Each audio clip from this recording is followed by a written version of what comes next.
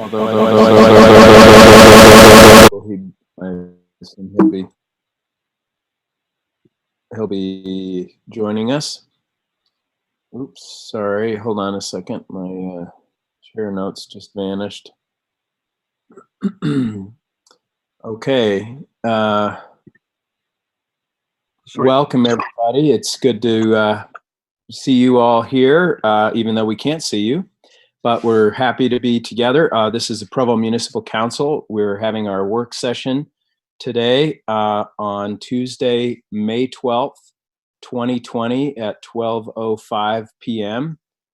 This meeting will be conducted entirely via electronic means. This meeting is being broadcast live on the web on the Provo City Council YouTube channel, where it will also be available for on-demand viewing.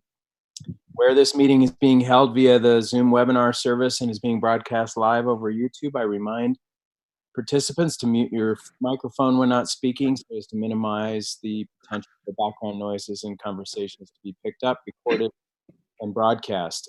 I will introduce the council members who are here, roll call, after which I will invite Travis Hoban to give us an opening prayer. So I am joined, I am George Handley, the council chair.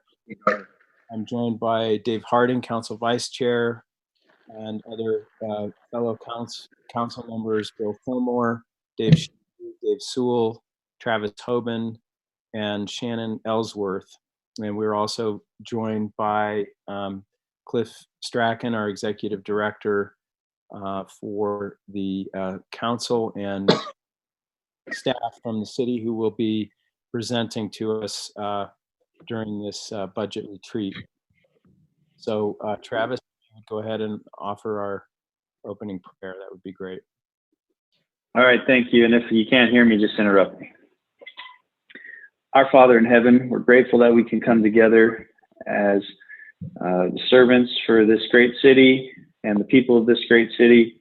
We're grateful for the opportunity we have to make important decisions, and we understand the responsibility that is, and we ask for that guidance today as we make decisions about budgets and get informed. We are grateful for this opportunity to serve. We ask Thee to bless those who are serving on the front lines in our community as first responders and COVID-19, and we ask for guidance for them and protection for them. And we say these things in the name of Jesus Christ. Amen. All right. Thank you, Travis, for that. So, excuse me. I apologize in advance that I'm not ill, but I do have spring allergies, and they are causing me quite a bit of difficulty today. So just a note about decorum. This is a public meeting, but only the presenters and those invited may speak or ask. Unless otherwise invited by the chair, please use the raise hand function to indicate that you would like to speak, and wait to speak until I call on you.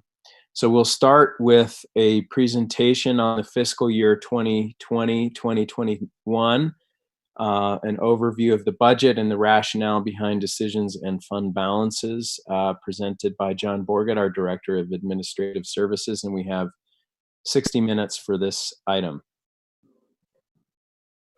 Do we know if the mayor is on? She was going to kind of introduce the topic, but don't know if she's on, or if you want me just to go ahead and start. But she does not appear to be on.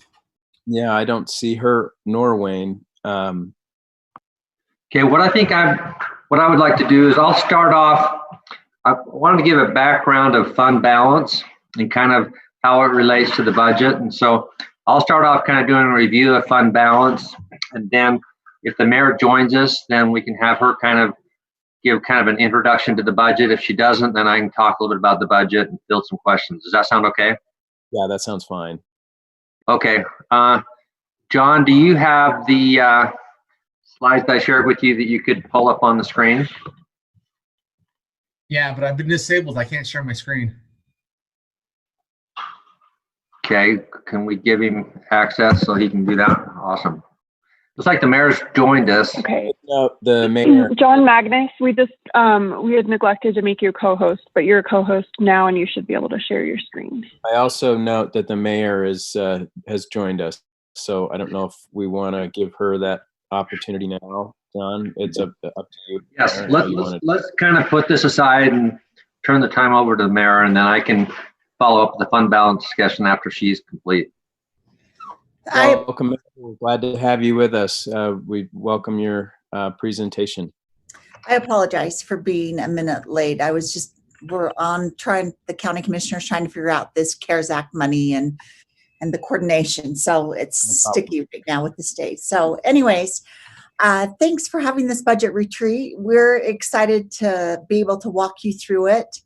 I just thought I'd just reiterate the high points of it that we tried to do. I know as I sat and listened, I tried to pay attention to what the council members were stating. I know Council Member Fillmore often refers to the safety of the city and the citizens, and the police was going to be one of his top priorities. And Council Chair Hanley talked about the fire and how he felt like that they were definitely something that we needed to maybe put at the top of the list. And Council Member Ellsworth and her passion and concern about the general plan. So I kind of kept all those things in mind as we were doing this.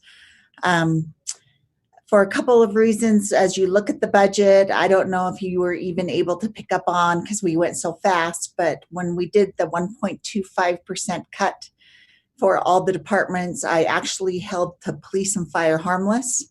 They did not have to do the cut. For those reasons and other reasons, the fact that we're in a pandemic and they're the first responders and essential employees, I didn't feel like it was right to dig into their budgets this year. But I wanted to make sure that those council members that were really point specific on protecting and watching out for police and fire, I wanted you to know I did. And also the piece of dipping into the rainy day fund. I know John will talk a lot about that, but after doing this budget and working on it for so long and trying to make ends meet, again, I didn't want this budget and this pandemic to come out on the backs of the employees. Like I say, it's not their fault we landed in a pandemic. And so when we talk about it, you're going to see that compared to other cities, I don't know if you talk to other cities, we've done really well to hold our employees in a good place. We protected them and kept them whole. And when we say we're not doing the vacation buyback at this time, that doesn't mean we're not going to look at it in October and review it. And if we are able to do it, we'll do it. But that money is money that doesn't impact them anyways. They are already receiving, nothing's going to touch their paycheck. This is just extra money, kind of like a bonus, you might say, that we give out right before Christmas. And so by pulling that off the table, it still kept the employees whole. So just a couple things I wanted to make sure that we all kind of wrap our brain around before we start into this discussion. And most importantly is that I am here to answer questions. I'm here to walk you through my thinking, and as is John and anyone else from my office when they jump on the call. We want to be able to help you understand why we did what we did. And then we're open. We are open for your suggestions or you know, what you might think we could change and do better at. But just know this was a tough one to do. And I spent a lot of time on it and a lot of hours and put a lot of, I'm sure I made John stress a lot and Wayne, because they probably felt like we landed at a good place, and then I would shut it down for the day and let me think on it and sleep on it and come back and we'd start over. But I just feel like this is such a significant budget. It needed to happen that way. So more than anything, this is your budget retreat and we're here for you and we want to answer your questions. So thank you for allowing us to be on with you today and help walk you through the budget. Thank you very much, Mayor. We certainly appreciate all the time you put into this, and we know you take this very seriously. And we've, as we've talked about earlier, we've benefited from our previous conversations and the presentations we've had from city staff. So we thank you all very much for all this wonderful work. All right, John, do you want to take us? Sure. John, if you can share that screen again, I want to just talk a little bit about fund balance, because I think it's a really important discussion.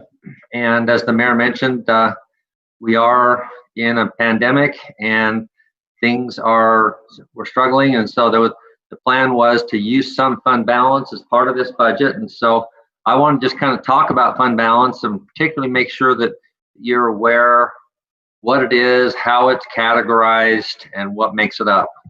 And so this is a page right out of our annual financial report. It's called our Comprehensive Annual Financial Report. It's audited, and these are the numbers that we shared with the council last December. They're through the end of June 30th, 2019. We will be starting our audit in kind of the August, September timeframe this year. And then around November, December, then we'll be looking at the audited numbers for June 30th, 2020. So this is the most recent year that we have, and we, following governmental financial principles, break our fund balance out into 4 areas, okay? And the first category is called non-spendable.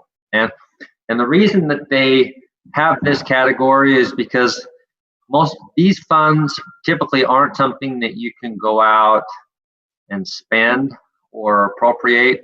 And what makes this balance up, and it's a little over $2 million, $2.1 million, is a while back, I think it's about a year ago, maybe a little longer, that we were looking at the need to improve some of the golf course holes as a result of the medical school and the realigning of the holes and the boundaries and whatnot. And we had some money that was sitting in our Mountain Vista. We call it our Mountain Vista Fund. And it is, we track it and keep it in a separate fund, but legally and based on principles, it rolls into the general fund. And so what we did is we created an interfund loan, and it is basically from the general fund or this Mountain Vista Fund to the golf course. And as many of you may or may not be aware, the plan is to pay that back through tax increment on a residential housing development that's planned to go adjacent to the golf course.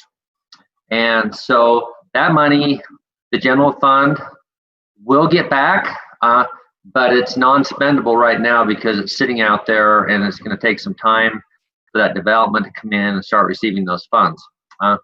Also included in that number is we have inventory. It's not a lot. It's about $70,000, and that's by definition is not non-spendable. And then we have a deposit for a lease that we have over at the Justice Court, and that is also referred to as non-spendable. I just lost my screen here, just a second here.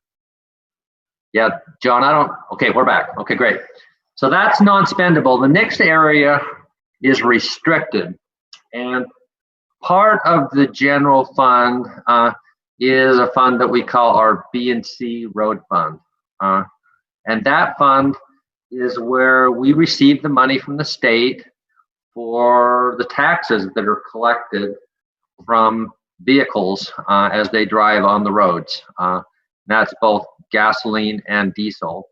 And we get an allocation each year, and the amount that was in fund balance for our B&C Road Fund, which is part of the general fund, it rolls up into the general fund, was $3,858,73. And so this is an external restriction by the state saying the only thing that these funds can be used for are road projects. And so since it's an external restriction, then that's categorized as restricted. And so once again, that's money that we couldn't go out and appropriate or spend on something else. It's theirs typically for that. And then the last two categories is assigned and unassigned. And there's about 4.6 million in the assigned fund balance. And what that represents is when the city decides when the administration decides and the council reviews it to carry money over for projects, things that we're in the middle of, funds that there's a need and a use for, then that's the amount of money that's actually carried over. And then the last category is unassigned, which basically is just available to spend. It's not earmarked for anything, and it's there. So I want to go to the next slide. So John, if you can scroll to the next slide. Thank you. This is something that we share with the council each year, and we've been keeping this up to kind of give a report, and I'm sure you've all heard, and it was included in the mayor's letter, is that our fund balance is roughly at 24% of revenues. And you can see that what in this category, this breakdown and the way the state has given us guidelines on how we track and account for fund balance is that they've said that the balance that you should include for that calculation is assigned and unassigned, okay? And the reason that they include assigned, because you may say, well, that's money is carried over. You know, why is that being included? And the reason they include that is because that's something that we do on our own. You know, we set it up, we specify it. There's nothing outside of the city or any restrictions or regulations that specify that. And we could at some point decide we don't want to do that, or we may want to spend that through council action for something else. And so therefore they group those two together.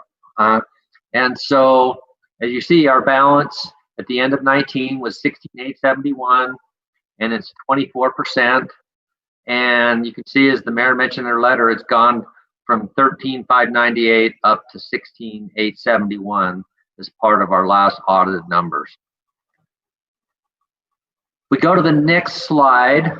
I thought it would be helpful if we gave the council kind of a rough idea of where our unassigned balance may be at about right now or during the next upcoming year. And so that 12,274,382 is the unassigned balance that we just saw on the audited statement. We also saw it on our calculation for our percentage of revenue. And then this is a list of appropriations for fiscal 20 that have already happened. The council's approved them, and we've had a total of $176,002 to date for general fund appropriations. And then the proposal for use of fund balance that's been delivered to the council is $825,661. And then I also listed, because I thought it would be important, is that we submitted to council just a few weeks ago. We purchased the airport property. That loan was going to be, it's a 10-year loan, and we're going to pay back principal and interest. And we had mentioned that it'll come from two sources. One could be from a transfer from the general fund, and the other could be from airport revenues.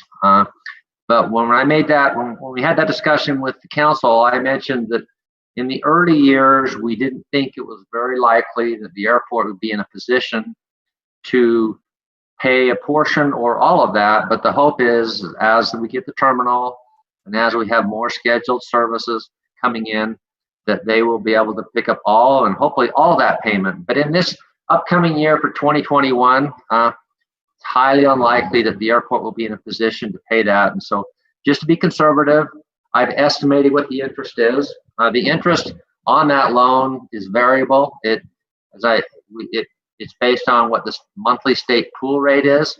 And so that number likely will be going down because as the overall economic environment rates have been dropping. And so this may be a little high, it might be low, but it's a good ballpark number. And so roughly it would go from 12,274 down to 10,721, the unassigned. And I made a little asterisk just to make sure that the council's aware is that this doesn't include impacts from COVID-19 for fiscal 20. I would make a couple of comments about that though. We have been meeting with the directors and we are setting aside some money. We're still kind of getting some of the final numbers together, but I'm thinking that we're likely going to have, somewhere in the neighborhood of $300,000 to $500,000 that we'll set aside for that. We also are hearing more and more about the potential that we may be able to use. There's some new funding that the government's been talking about providing, and there may be some funding that we can also do through the CARES Act. And so we are actively looking at opportunities to hopefully receive some reimbursements for our expectations for losses from COVID-19. I would also mention that this is just the unassigned. We also talked about the assigned. There was about 4.5 million. I can't really tell you what the balance is on that, but I will say that we've been looking for opportunities to offset this potential hit on COVID. We asked the directors to go in and look at their budgets, look for areas where they could provide funding, maybe scrimp by. We have a number of issues like travel and conferences that have been canceled. We also asked them to look for the amount of encumbrance that was carried over last year. If any of that is not spent or available, to go ahead and provide that. Also for a potential offset against COVID-19. And so anyway, that kind of gives you kind of a general idea about fund balance and how what makes it up. I would welcome any questions from any of the council members on this, because I know for several of the council members this is new. And so any questions? Thank you, John. Any questions for John? I wanted to shift, if there's no questions, I'll give them another minute, and then I want to talk a little bit about sales tax. Yeah, there might be some as we keep going, but go ahead, John. Okay. So before we go to the next slide, I just want to mention that we had a meeting. I was involved with a meeting with the state and a number of other governmental organizations throughout Utah. And John Valentine was on the call up at the tax commission. And one of the things that he said was he kind of understood that local governments and entities were really kind of in kind of a little bit of they were just kind of confused on how much to budget for sales tax and when can we get newer numbers so that we can have better information. And so what the state did, and they said this is a one-time courtesy, they said it was going to take them quite a bit of effort and time, but they would provide the March numbers about a week and a half early, okay? And because they knew that March was the first month that we would expect to see some impacts of COVID-19, it would give us another month as we look for and start planning to prepare. And so one of the things that John mentioned to us is he said, we'll share this. Just remember, these are preliminary numbers and they may change slightly, but we're going to provide it. But we won't do it again, but we will do it this one time. And so we got our numbers yesterday, and we can go to the next slide. So the significant number, if you look at March, we were down 3.94% from the previous year, okay? And I would just mention a couple things about that. In our early estimates or projections on what we thought it would be down, we estimated 15%. And so this isn't down as much, this is not down near as much as we thought it potentially could be. I would also say that I actually feel like March is kind of it's a hard call because, as you know, in the first half of March, COVID-19 really hadn't taken a big impact as far as the economy and people staying at home and whatnot. And so there was about half of the month when I think it was close to what we would call business as usual. But then the last half of the month, things started to change and it started to be impacted. So it was a little, we didn't know. We thought it would be down, of course, less than April. But as far as saying, I don't feel like I can say, well, we're only down 3.94%. Maybe this COVID-19 thing is not going to be all that bad. I don't take that, but I do feel like that's a little bit of good news. I think April is going to be a real, something really to tell, what kind of the telltale story, because we know that we had the directive on staying at home from the governor, and for a period of time there, people were pretty much staying at home. And so we'll have to kind of wait and see, but we wanted to share that with you. The other thing I would say, we'll get the for sure numbers on around the 22nd, but then when the council adopts the budget, we won't have any more numbers. The April numbers will not come in until around the 22nd of June. And by then the council would have, the budget would have already been adopted. And so let me just share a few other numbers on here that are important. So if we, go ahead. Do you have a question? The January numbers? Yes. Which seem to have been much higher than normal. Was that due to anything in particular? I guess I'm wondering if that was the time when people were already stockpiling a little bit, or is that unrelated? I think it's unrelated. We have just seen, like, for example, if you look at September, we were up 2%. October, we were up 13%.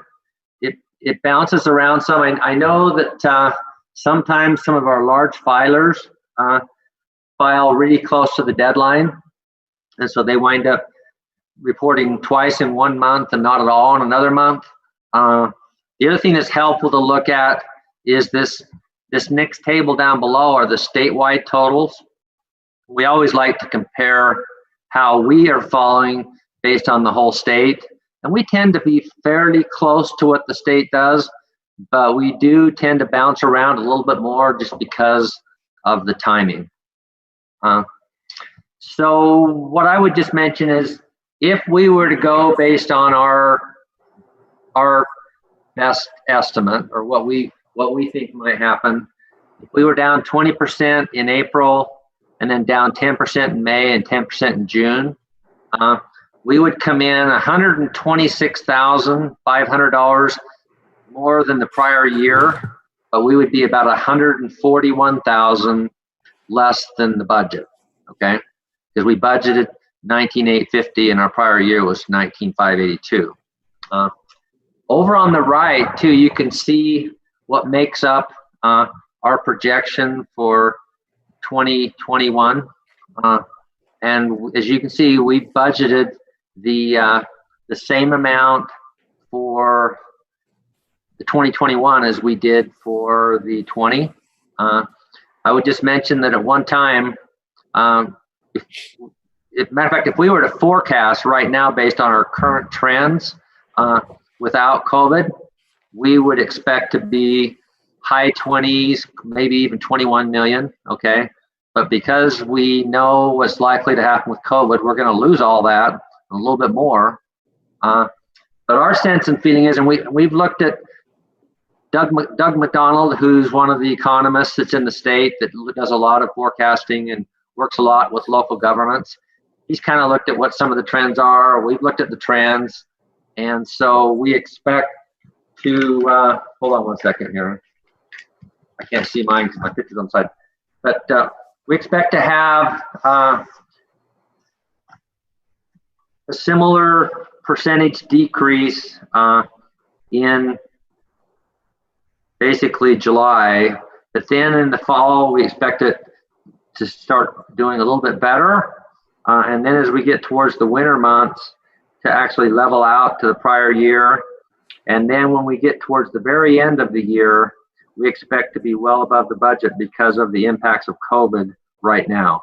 It would actually be about the same level we are before COVID, but anyway, so our overall estimate for the new year is 19,850, and we're watching it, and it, you know, it could be worse, it could be better, but that was kind of our best estimate. I would also mention too that something that's really important, I was talking to Cliff about this, as we've kind of went through this process of revenue forecasting, not once has the mayor or Wayne asked us to revise our estimate, or to say, well, you know, the budget's tight, let's just budget for more so that we can do more. No, we started off with our estimates. We've tried to be conservative with our estimates, and then done what needs to be on the expenditure side to submit a responsible budget to the council. So any questions from the council on sales tax or anything else that we've discussed?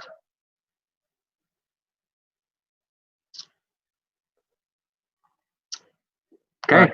Ellsworth has a question. Yes.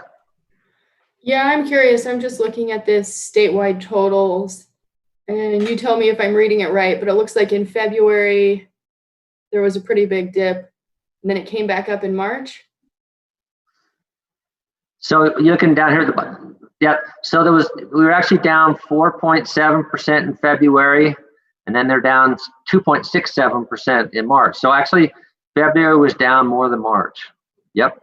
Right. Which is kind of interesting, and I don't know. I mean, one of the things that may have had a pretty big impact is people rushing to the grocery stores as they started to sense that there's going to be a shortage, into the Costco and Sam's and these other places, and maybe that rush or that little bit of panic maybe created some spending that helped offset the impact as a result of the luxury items and things that a lot of people would want. I don't know, but yeah, you're right. We were actually, the state as a whole was better off in March than they were February. Thanks. The other thing that's important to understand, and I show it on here, but we call it the March distribution.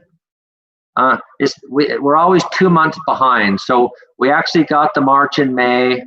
We actually get April and June. And so there's always a 2 month lag. And that's been kind of the hard part about budgeting and forecasting, is because we're always 2 months behind as far as knowing and understanding where we're at. And when we met with finance directors and others, with John Valentine and other officials from the state, that was a question we asked: is there a way that we can get information sooner? We have data available at a sooner time frame, and they basically said, no, there isn't.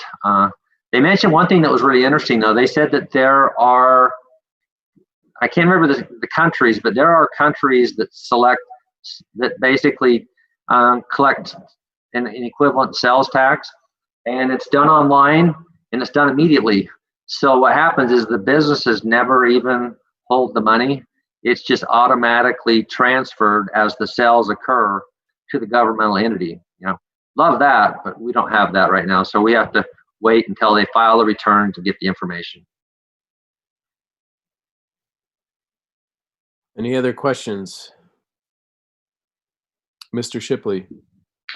Yeah, thanks, John. This is really helpful. What's our sense on how much of the impact starting in October was the internet sales tax versus just the good economy?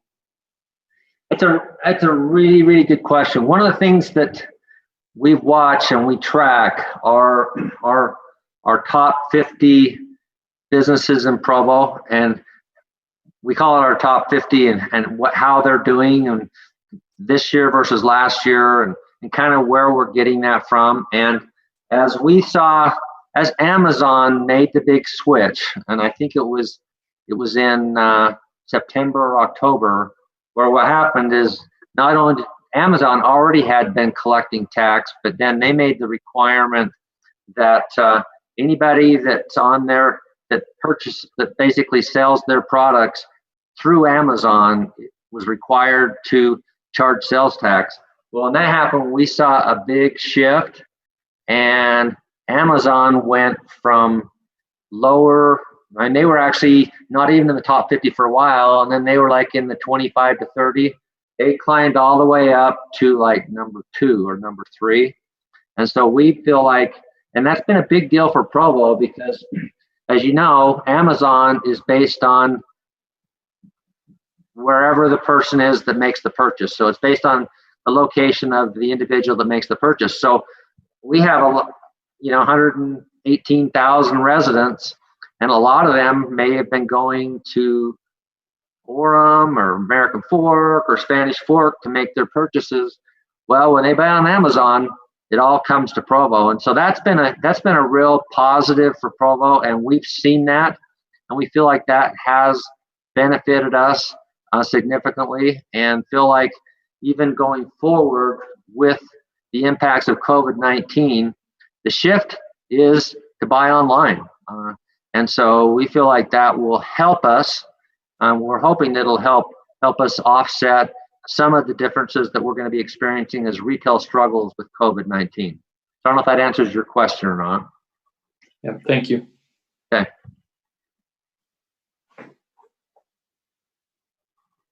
Okay, doesn't look like there are any more questions for now. Okay, I would just say I don't have anything else to share unless any council members has any specific questions for me regarding the budget. I'm happy. I'll be on the call during the entire retreat, and so I can answer questions later too. But if anybody has any questions for me right now, I would be happy to answer those. Well, I do, I guess, maybe have a question. I mean, I sense you've already answered it, but I suppose I could use a little more clarification. I mean,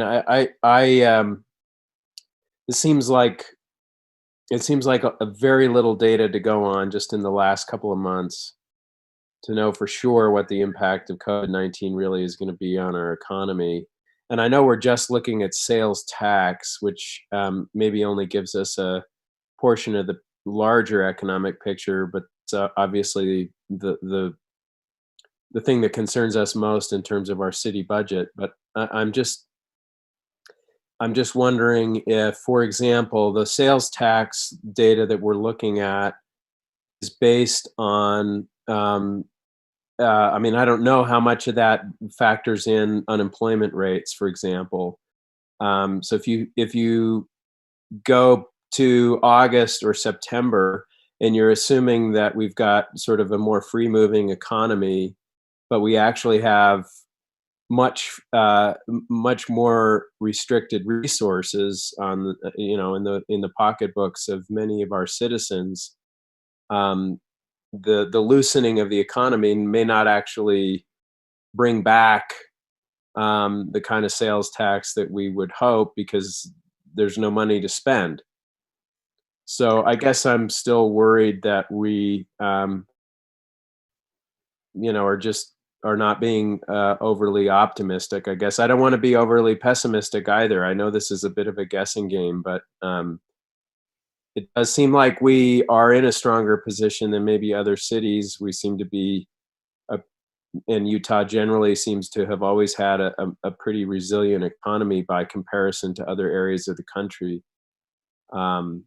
But that worries me, just in terms of the sheer number of people out of jobs who, even if the businesses are open, are just saying to themselves, we can't afford going out to dinner anymore until things stabilize. So even if the restaurants are open, they're not going, for example. Well, I would respond, it worries me even more. It's very unnerving to me to not really have an idea. I mean, the other example may be people may have the money to go out to a restaurant, but they don't want to because they're concerned about getting COVID-19, or concerned about other impacts. So this is kind of my feeling. I think everybody's in the same boat, and the most important thing that we can do as a city is watch this closely and be flexible with our budget and be prepared to make changes if we miss it. Either way, you know, whether we're up or whether we're down, we need to be nimble. I really like the fact that the mayor's implemented this, what we call a soft hiring freeze. But what I'm really hoping is, as we have positions come up, and if we can put off filling those positions, we need to set aside those dollars so they can help if we miss the numbers in a bad way. And as the mayor mentioned, if things are actually much better than we'd anticipated, then we need to be prepared to fund certain things that are not funded as part of this budget. And so, but yeah, it's kept me up at nights, and it puts a knot in my stomach, and it just kind of makes me uneasy. But I think we've given it our best shot, and I think we need to be having discussions with the council on a regular basis. I mean, when we get sales tax information, everybody ought to know about it with the council. I know I prepare an email that goes out to some key executives in the city every month when we get sales tax. Well, it's a bigger deal now than ever. And so we just need to be watching it, and we need to be prepared and have kind of steps going both directions.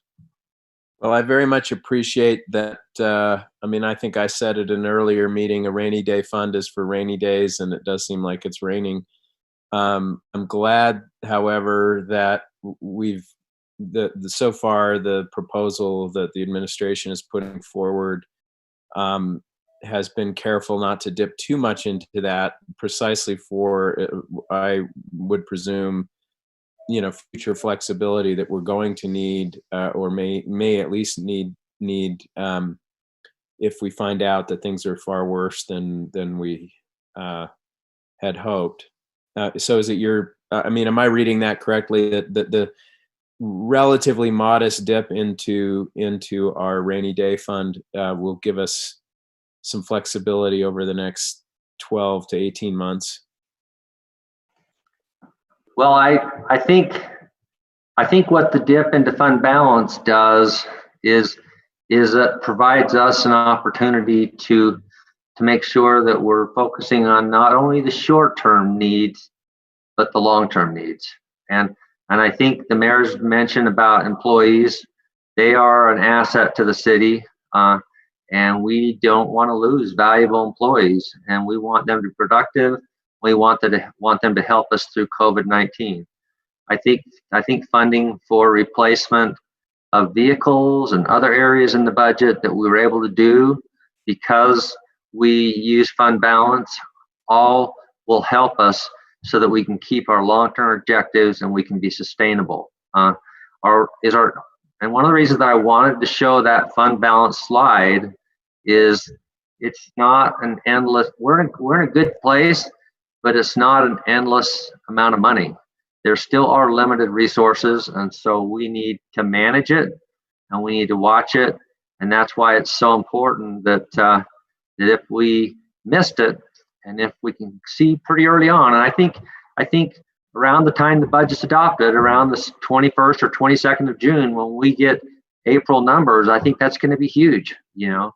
And if April numbers are down 40%, then I don't think they will be, but if it was a big surprise, then administration would get together and we would come back to council with a plan. And so we need to be ready as we get that information so that we can try to be as flexible and as on top of it as we can be. Thank you, John. All right, no more questions, it appears. So are we done? Are you done with your presentation? Yes, I'll be here, and as Cliff and others go through any discussions, and if for some reason you have a question for me or whatever, I'll just step in and answer it the best I can. Excellent. Well, thank you as always, John, for your great work and your conscientiousness and openness and helpfulness with us. All right, we'll move on to item number 2, which is a presentation on the projected revenues for fiscal year 2020-2021, presented by John Magnus, our policy analyst, and this item has 35 minutes. Good afternoon, Council. As we went through these numbers, I tracked back to 2014 to make some projections on where things are happening and how it's been in the past and what's going to happen in the future. These are all the fund balances. This is where they have been and where they're going. The blue lines are the actuals from 2014 to 2019. The greens were proposed budgets from 2017 to 2021. And at the far right of the yellow and the gray is the percentage of change from each one. I'm going to go through some of the bigger numbers that we have, utility, sales tax, and some of those individually. But this was the master screen that we were working from. Utility sales. So what we see is they're going to be flat for next year. It's a 0.87% increase. Part of that reason is because the energy department is forecasting a decreased 10% reduction in commercial industrial customers and a 1% reduction in the residential customers. We do have a 5% increase in water utilities and a 25% increase in wastewater fees. So it's still pretty flat. This next slide, I know they're kind of thin. The blue line is showing what the actuals were, and the red line is what is being proposed. So you can see that in 2017 and 2018, they were off a little bit, but 2019, they went back. So if you were to actually track this line, it's going to be close. All in total, they took about $2.5 million out of the utility sales because of the energy. Sales tax, again, they're keeping it flat for this year. It'll be a 0% increase from 20 to 21. If we look at the average increase, it's been 4.8% a year. And then if you look at the increase in actuals, it's been 3.86% a year. That leaves $1.7 million on the table that they are not budgeting in for this year. If you can see again, the blue line is the actuals and the orange line is the proposed. The actuals have always come in above the proposed. So if they're holding flat, like I said, they left $1.7 million on the table in sales tax that they're not accounting for. As we get more numbers in, we can actually start filling in and seeing how that's going to work out for 20. Property tax, this one's a little harder one to gauge because of the increase in property tax due to the city center bond. It's a 3.3% increase.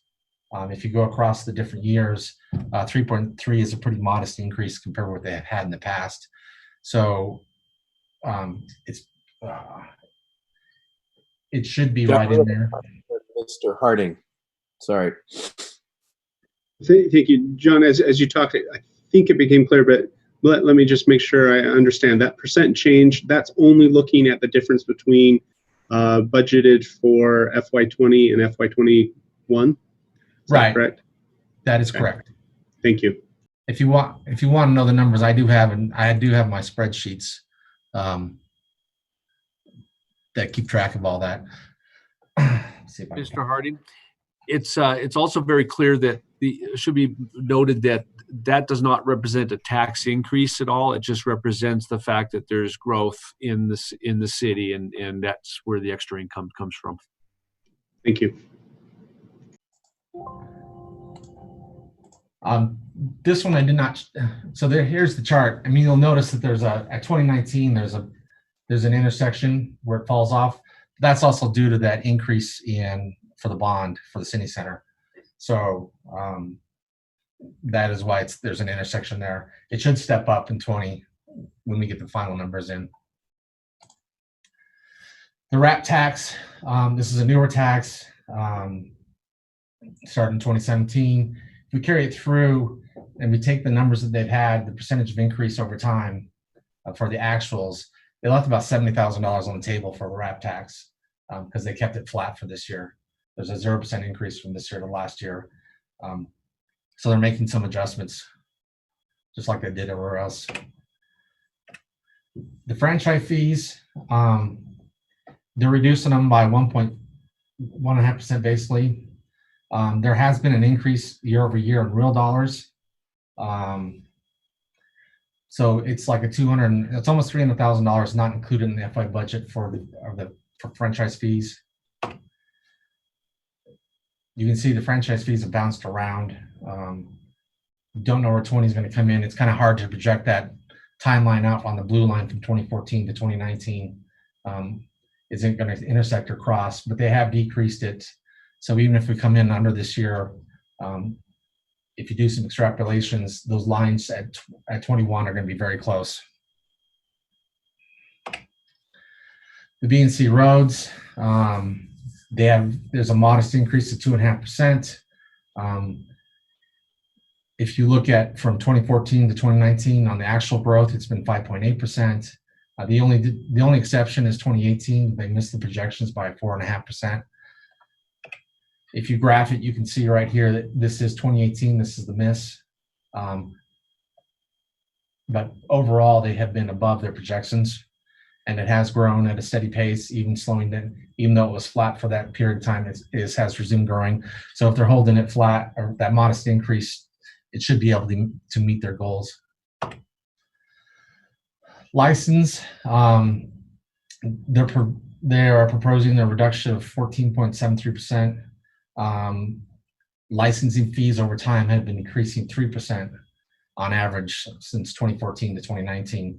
So they're being aggressive on their decrease this year. There is this one weird spike in here on 2018 where the revenues were $400,000 off from proposed to actuals. But the rest of the time they have mirrored it, and then 2019 they have crossed back over. So with the proposed reduction, they should still be underneath the actual revenues for 2021. Principal interest is a weird one. It's not budgeted every year. It does jump up and down quite a bit. There's a huge variance in it. There wasn't, from one year it was 85% increase, and another year it was a 43% decrease. So I just put it in to let you know that this one jumps around. They only budgeted $2.5 million. But if you look at over time, you can see how this thing has spiked in the last year from 2018 to 2019. It's going to be, even if it were to flatten off, it's still going to beat their revenue projections for 20. And they decreased it for 21, cut it almost in half. Transfers, these are the transfers in. They're projecting a 10% increase. Part of this reason is because of the rate increases in water and wastewater. Even with the transfers, you'll notice that the actuals for the last 3 years that we have the data on, they have been underneath the proposed, and they are proposing a 10% increase. So this is one area you'd want to keep an eye on to make sure that the transfers are going to come close to the actual increases they're predicting. So total revenue less bonds. I took the bonds out because the bonds vary from year to year and they're not consistent, and they really make the graphs do weird things. So if I pulled them out, it smoothed everything off. So they're proposing a 6.82% increase in total of revenues and transfer ins. The average increase has been 7.21 over the last 4 years. And you'll see that for the data that we do have from 2017 to 2019, the proposed budget has always been underneath the actual revenues that have come in. I know this looks like a really steep line right here between the 2 points from 2019 to 2020, but if we only add in 2% instead of the actual 7 that it's been averaging, this blue line will stay above the proposed. So all in all, I feel comfortable with what they have projected because of the history of how their actuals have come across compared to what they're proposing. So even it's a modest increase on total revenue and transfers in. With that, if there's any questions. Thank you, John. Any questions for John? Mr. Harding. So that was a lot of information real quick. Just right, we can back up. Help me out in case I missed something, or let me know if this was a correct observation. I seem to remember that you just showed that the projection for the utility revenue was essentially flat or just, a very small increase. Yet Right. utility transfers seem to be a fairly substantial increase. And it seems like those two things should be fairly well tied together. John will have to answer that one. I know what the utility sales are. Part of that is the transfers in are going to the general fund, and not all the utility increase, all the utility fees actually go into the general fund. They go into the enterprise funds. So it's a bit of it's an accounting for accounting purposes. You have account transfers. So it's not all the money actually hits the same line the same way. John probably can explain it a little better.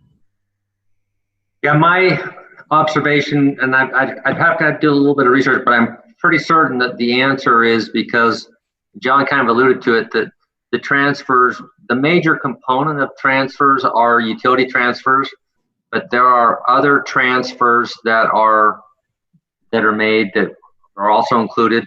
And my guess would be the utility transfers should be pretty level, similar to the utility revenues, but there are probably some other transfers that make up that difference. And I'd be happy to, what I'll do is I'm making notes here, so I'll go in and confirm that, and then I will provide that to Cliff, and then he can forward it to the council members. Is that okay?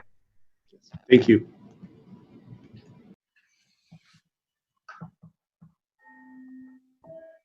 Any other questions for John? All right. Well, very helpful, John. That's a lot for us a lot of good information for us to think about. Okay, we will move on to item number 3, which is a presentation on general fund expenditures. And this will be given by Cliff Strachan, our executive director. Hello, Council. We are moving faster through this than we anticipated, but that's not a bad thing with 30 either. So let me share my screen. And my task today is to just walk through the general fund expenditures and share those with you. First of all, I want to credit Elizabeth Vanderwerken. She took the pictures in my slides, both sets. So very talented she is. We appreciate those pictures. Let me back up to the very first slide. Hang on. My slides got moved in the wrong order here, so I'll have to play with it for a second.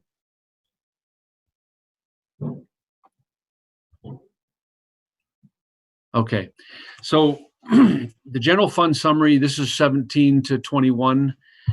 Really what I want you to see in here is the difference between the original budget in this column for 2020 and the tentative budget for 2021. The adjusted budget includes anything that was added by carryovers and other transfers that happened during the year as part of appropriations. So we don't typically use the adjusted budget when we look at the differences. Overall, you can see the different departments. Police was up about 2%, parks down 2.5%, fire up 2.3%, information systems is 4.2%, community neighbor services 5.2% higher, streets 2.1%, engineering down 6.8%, general services 45%, et cetera. And you go down, finance is down 4%, mayor's office up 14%, human resources down 2%, municipal council down 3.3%. Not sure why this is jumping on me here. Sorry, I'm trying to get my mouse back up. Okay, anyway, and then development services up 26%, but that's offset by economic development down 28%.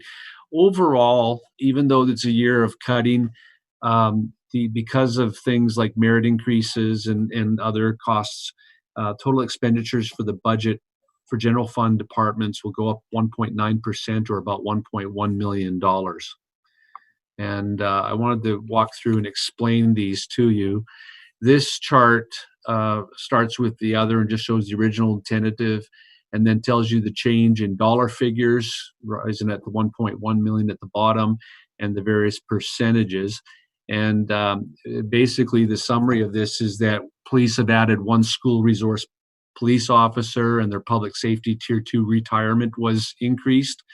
Parks, the mayor's proposed budget doesn't include the capital equipment maintenance reserves, which is a normal one they do.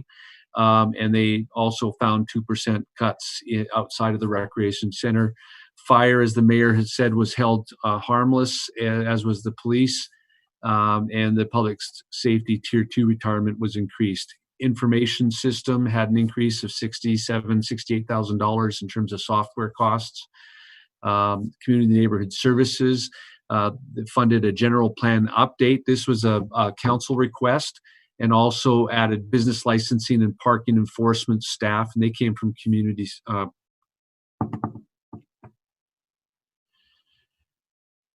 Services, customer services, sorry, just went blank. Streets had an increase in insurance and facility maintenance cost. Engineering lost 2 positions that weren't funded. General services budget, a lot of that is the vehicle replacement funding.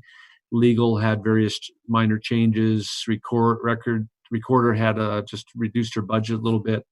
Finance, reduced budgets for training and chargebacks. Mayor's office, biggest change there was, you'll see on the next slide, was funding for the assistant CAO position.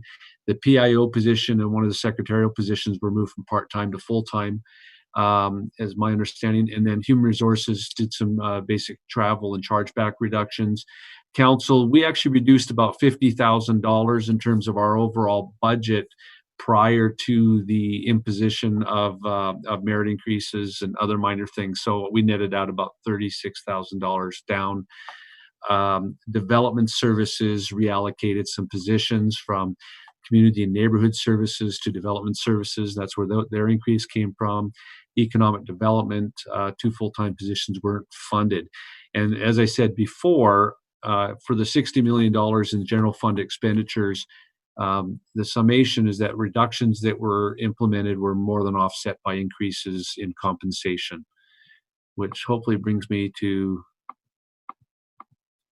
this slide. This is a reconciliation of budget changes. It's not exact, but it gets us close to the $1.1 million number that we have. The biggest cost added to the budget this year was merit increases. Vehicle replacement was decided that we were better off doing vehicle replacements on the proper timing than not to. Business licensing moved from customer services, which is funded elsewhere. Gosh, I don't know why it's moving on me. Medical insurance, there's an inflation adjustment most years, and that was covered in the budget. Parking also moved from customer service. Mayor's office positions, again, I mentioned it's about $215,000 to add the CAO and upgrade positions to full-time. Utah Retirement Systems, this is the cost to the city of improving the public safety tier 2 retirement plans. And the city had an option of passing some on to the public safety staff or covering it. And our city, like a lot of cities, has opted to cover it. The general plan update was requested by council. This $125,000 for the police officer is going to be funded 50-50 by the Provo School District, so only about half that is a net cost to us, but this is the expenditure side. Child Watch program expanded at the Recreation Center. Airport security is actually funded by a transfer, and it's a position required by the FAA. ADA transition plan items for parks and recreation, they'd asked for about $50,000. They were given about 15. I think the fire department had this request, $11,000 for a cardio monitor replacement, and funded by the general CIP. The net offset in chargebacks this year, chargebacks for our department or for the general fund departments went down about $8,000. This is the municipal council numbers. When we corrected them, we actually cut our budget by $42,000. We thought it was $50,000. They did some re-estimating it, so it ended up being about $41,000. And we did it in lieu of the 1.5% reductions for all general fund departments. Employee recognition, we the benefit is suspended for 2020. This is the one that looks at years of service and other rewards for innovations and things that have extraordinary service by employees. We changed the funding source for a code enforcement officer and another position that I haven't determined what that is yet, but we saved about $200,000 there between those two positions. And then the mayor had asked for a 1.5% reduction from all general fund departments except police and fire, and that amounted to $271,000. 2 economic development and 2 engineering positions not being filled is about $455,000. Suspending the sick leave buyout for 2020 is saving about $458,000. And then what else was? And then some of the other things that were not included in the budget. They didn't fund the equipment systems replacement funds for the recreation center, which usually gets done every year, and equipment systems and general fund departments is not being funded. They had, you may recall, several weeks ago, the Wayne, the CAO, talked about various options that the mayor was considering in terms of how to reduce the budget. We talked about travel and training and business meals and employee appreciation, among other things. These were not addressed in the budget. And then certain positions in public safety and other departments aren't being filled this year. And I wanted to talk just briefly about council initiatives. There were 2 that stood out from various committee work and council discussions that have been brought up. The general plan update request of $150,000 was included in the budget. The walking parking permit program hasn't actually been advanced by the full council, but the walking parking committee has been looking at a permit program. And I just wanted to share with you what the estimates were for the first year if it was to be funded. So if the council were to put this in the budget, they would basically have to find about $37,000 in additional expenses, because the net difference between the estimated revenue and the estimated expenses in the first year is about $37,000. And ongoing, they expect actually to turn about a $32,000 improvement to the funds of the city if it continues in subsequent years. But that's a program that the parking committee has been working on for some time. Hasn't actually been brought to you as a council, but if you wanted to do it in the budget, now would be the time, meaning during this budget process, or you could consider looking at it later in the year or putting it off another year or 2 if it's your wish. Do you have any questions for me? I have a quick question, Cliff. The $150,000 for the general plan update, excuse me, are we confident that that's the right number? I believe that number came from an estimate from Bill Pepperoni or Gary McGinn, but I think Bill Pepperoni provided that. It was the estimate of what it would cost for a consultant to do that work for us. I feel comfortable with it. All right. Bill Fillmore had a hand up. Yeah, I have a couple of hands. Mr. Fillmore and then Mr. Harding. $6 million.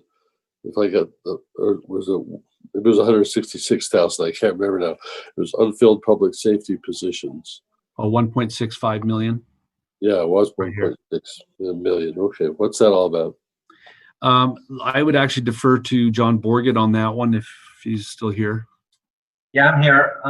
So basically what we did, at the request of Mayor and Wayne, we wanted to, as we were struggling and trying to balance the budget, we wanted to look to see if there were any positions out there that were currently unfilled and decide whether or not we wanted to fill those or not as part of the budget.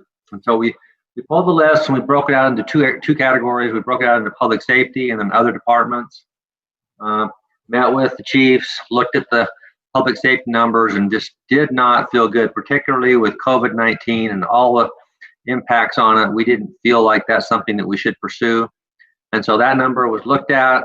but nothing was done. We still planned on filling those positions, and I'm sure some of those positions have been filled now, but that was just a snapshot on what was there. And then the other departments, there were $155,000 in positions in other departments that we felt like we needed to fill.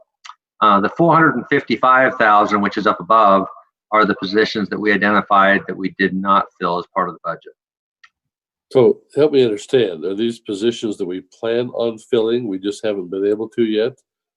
Or are we punting on them for a year? Now, these here, the public safety position, it's just a snapshot.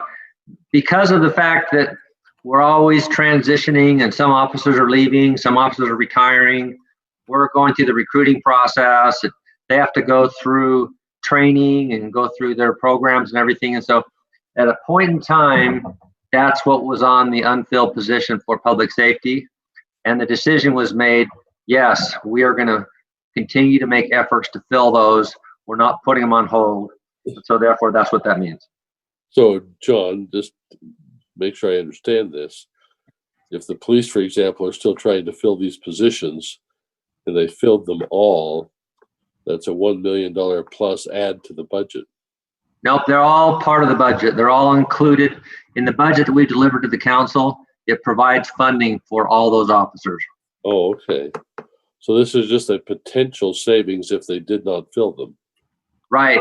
And after we looked at it and after we met with the chiefs and evaluated it, we made the decision that yes, we need to go full steam ahead and try to fill these positions. Okay, thank you. Dave Harding.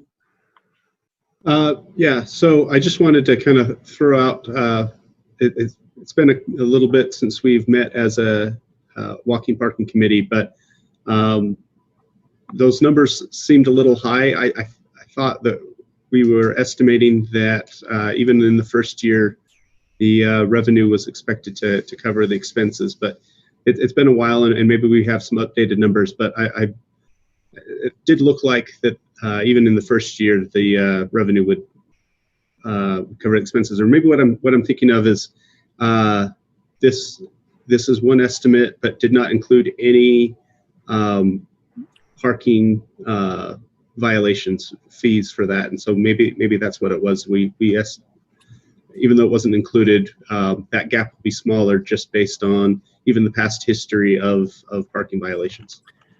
Mr. Harding, I thought that the reason that the number was that actually the expense was high because there is some savings potentially available if we have the vendors supply some of the equipment. I believe that's why there's a discrepancy there. I think we included the actual full cost if we were to actually supply it all. Okay, great, thank you. Just really quickly, it does include discounts from the supplier or from the vendor, and this is with the lower permit sales of $30 a year per permit, but we have not settled on the final amount for the cost of a permit. If we charged a little bit more, obviously there would be more revenue to cover it. Charging $40 instead would, for example, increase revenue to $133,000, just about covering all of it. So there are some details we're still pinning down as we're working with community and neighborhood services. And there is a staffing impact there. Shannon Ellsworth. Yeah. Are you ready for my question? Yes. Okay. Well, I think Councilmember Hanley had a question about the sum of the general plan, and where I work in that industry, I would say that's right on target. And then my question was maybe to the mayor's office. In all of these budget cuts, I wonder what's been the hardest or what's been the most difficult budget cut.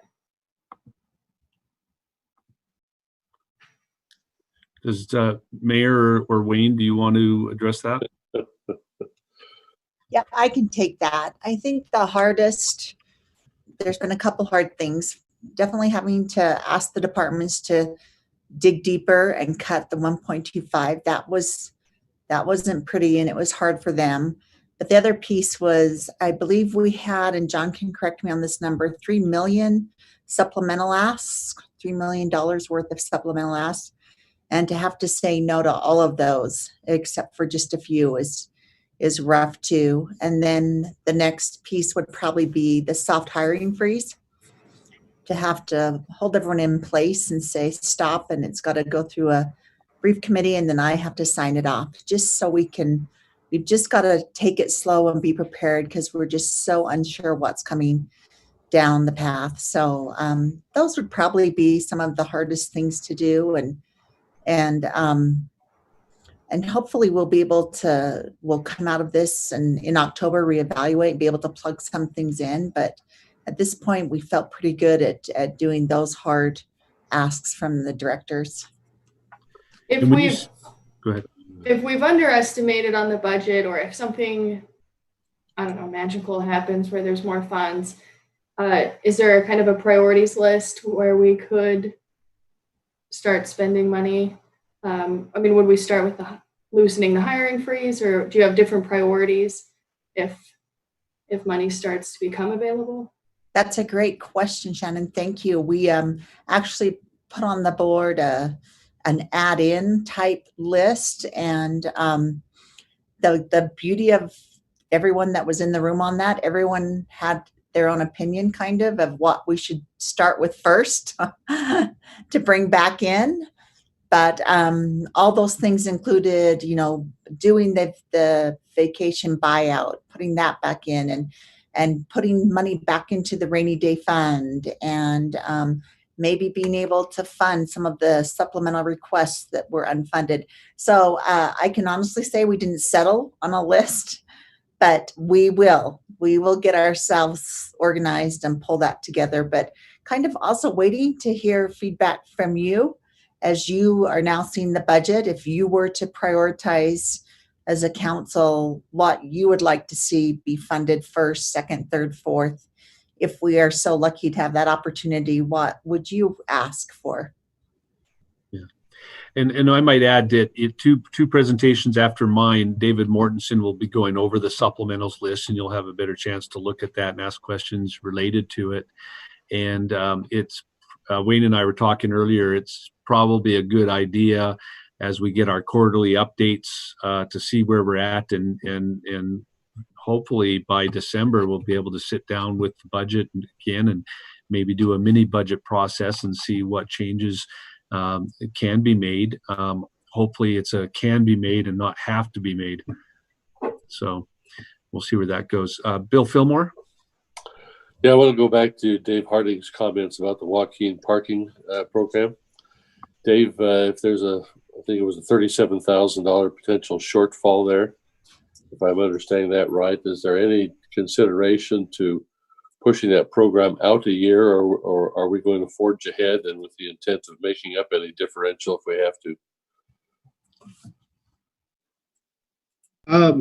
I think all of that is, I think it's definitely something we can consider, pushing that out a year. It has been a very exceptional year, and a lot of plans have been altered. But at the same time,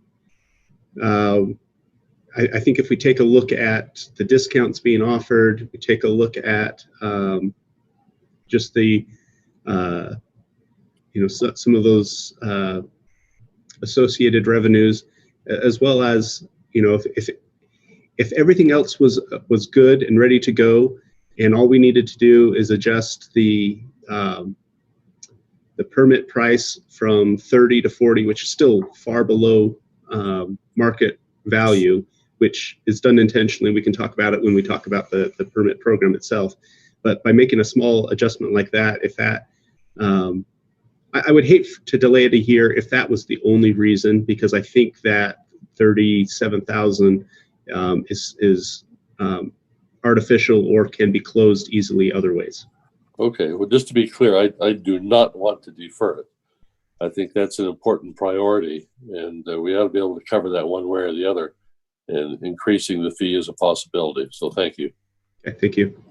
Council, I might suggest to you, as you go through hear the presentations today, we have not included any departments specifically, but whether, as you hear the various presentations today, think about who you would like to hear from, what policies or proposals that you want to revisit between now and early June, so you can decide if there are changes. As the mayor said, if she's interested in hearing what suggestions you have and what changes that you might want to make.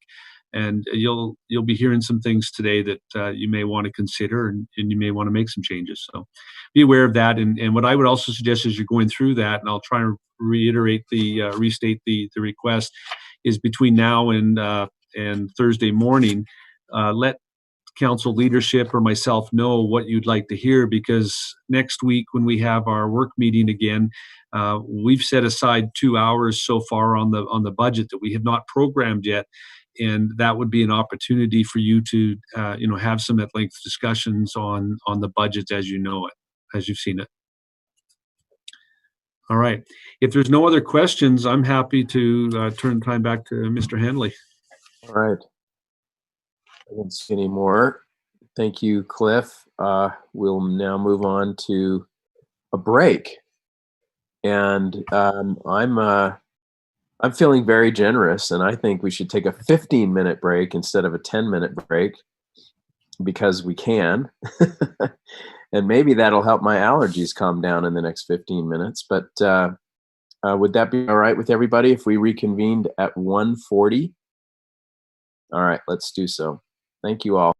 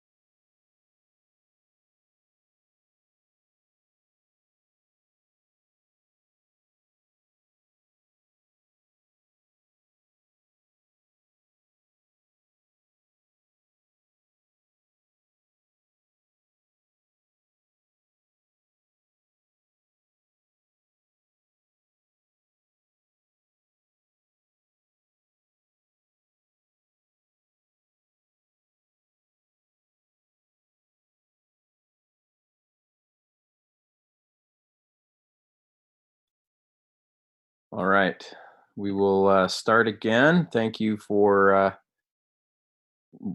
rejoining us. We'll begin with then item number 4 on our agenda, presentation on non-general fund expenditures by Hannah Salzel, our policy analyst.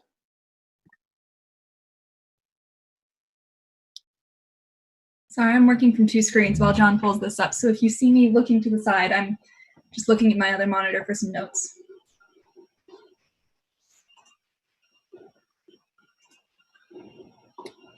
John, is that presentation ready?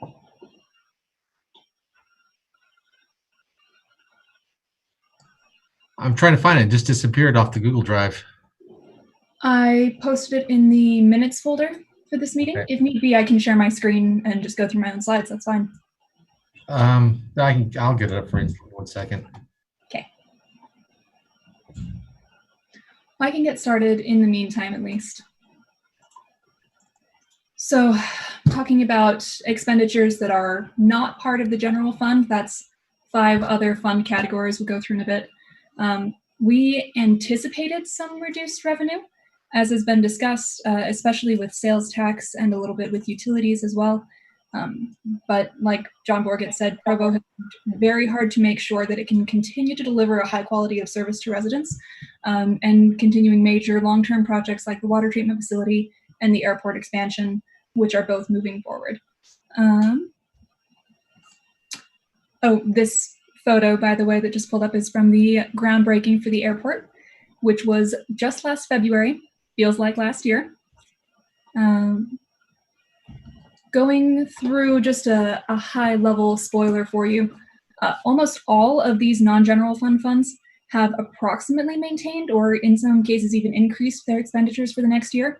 This is just in order to continue to meet service needs throughout the city, both short and long-term, like John Borgett was talking about. Most of these funds and the departments associated with them are continuing to meet that high level of service without exceeding anticipated revenue, which was a pleasant surprise for me going through this.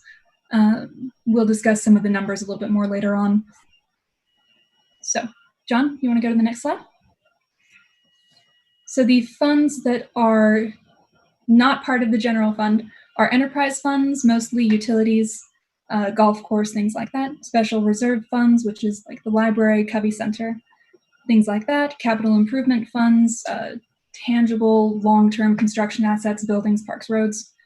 Internal service funds for employees and vehicle maintenance, part of internal city functioning, and debt service funds. I'll keep these color categories going through because within these 5 categories, there are 35 different budget categories. So if it's blue, it's for enterprise funds. If it's green, it's part of capital improvement. You get the idea. I've got legends throughout. The next slide. So looking at, we've got lists of where revenues plus transfers in from other departments were exactly balanced with expenditures and transfers out to other departments. Most of these are, cannot think of the name, the various enterprise funds. There are some where expenditures and transfers out did exceed revenue, which is not that surprising given everything you've heard about the current economic circumstances. It is worth noting, though, that energy, wastewater, and water, to the top, or the big utilities, were only exceeding revenue because of their transfers out to the general fund. Otherwise, their expenditures were balanced. Can we go to the next slide? For the vast majority, expenditures exceeded revenue, or expenditures did not exceed revenue, which leaves the budget a little bit of flexible room as we go throughout the year to adjust. So that's great. Kudos to our financial staff for making that happen in such a hard year. Next slide, please. Looking at some trends, we have in the first column the original, what was budgeted for last year, and then the adjusted, what we've actually seen so far for this year. We don't have the actuals yet, since obviously the year's not over, compared to tentative. Going through first 2, again, are difference with original and then adjusted. What's most important is the original, as Cliff said, and that's what he focused on, but I included the adjusted just so that you can see how much it can vary throughout the year with expenditures, especially based on grants. You'll note that You can see in capital improvements, for example, the adjusted for 20 was much higher than it was before. The majority of that is things like the massive airport grant that we got, which throws things off a little bit as we're talking about these numbers. But you can see for our tentative, it goes back to about what it was originally budgeted for. So bear in mind that these numbers are very subject to change as we go on. As far as overall trends, all of these major fund categories increased slightly from last year's original budget. Most of this is just to keep up with demand and a growing city. The only large jump you can see in percent of change original is 25.4% increase in the enterprise fund from last year. That is mostly for the airport expansion and the new wastewater treatment plant. You want to go to the next slide, John? I broke those other 35 categories up into, or 35 budget categories into other categories so we could just focus on what changed the most. We've got increases and decreases of more than 1,000. A slight increase or decrease I categorized as about 10,000 to about 1 million. No significant change was no change to about 10,000. And then for some, no budgets were approved. We'll get into reasons for that when we get to that slide. Next slide. Increase, these are some of the most important ones, going through greatest to least. Wastewater, this coming year, expenditure is anticipated to increase by 15.2 million. That is almost entirely the wastewater facility, and to help pay for that, there is that 25% rate increase that was mentioned. Next year, that will be a 10% increase. The year after that, 9%. These are the best numbers we have so far. Those might change going forward in the future as we hear more from Public Works. Power, likewise, is increasing by about 5.6 million. They are constructing a new substation, but other than that, it seems to be mostly standard improvements. It is worth noting that to balance their budget, they did decrease their operating expenditure by 2.2 million. That should be an M after that, a $2.2 million decrease in their operating expenditures, which is a huge sacrifice for them, but they balanced it. Water is also increasing by 2.6 million. This is for those projects that Dave Decker has been talking about for the last while, aquifer projects, increased distribution improvements, things like that, and that will also see a 5% rate increase annually through the next 10 years. Parks capital improvement, they were awarded a large grant, so they're moving ahead with expenditures, which will be partially funded by this grant. And this legend off on the side, just so you can see, the main increases are all in the enterprise fund, which is not unexpected. Do you know what that grant was for specifically? I can't remember. I don't, but I can look more into it if you want. Yeah, I'm just curious if that's related to the soccer complex or what that is. Let me make a quick note and I'll look into that. Okay, Mr. Harding. Yeah, just off the cuff, I don't know if this is right or not, but I believe that was for the all-inclusive playground. They are working on that this year, so that would make sense. John Borgett, do you have any insight on this? I'm not sure. I know we get a grant through the county each year as well, but need to go back and check that. I'm not certain. Okay, I'll look into that and email out an answer. Can we go to the next slide, John? A few more increases in other funds. Airport is expanding with the new terminal and the airport security specialist that Cliff mentioned in his personnel overview. Community and neighborhood services increasing as well with their block grant and home consortium, but it is worth noticing that their special purpose grant, they decreased by 60% to also help balance this. So while we are seeing most categories increase, those do come with decreases as well. Vehicle replacements decided to continue as scheduled, which you've heard about in a presentation a few weeks ago, and I think Cliff mentioned it in his as well.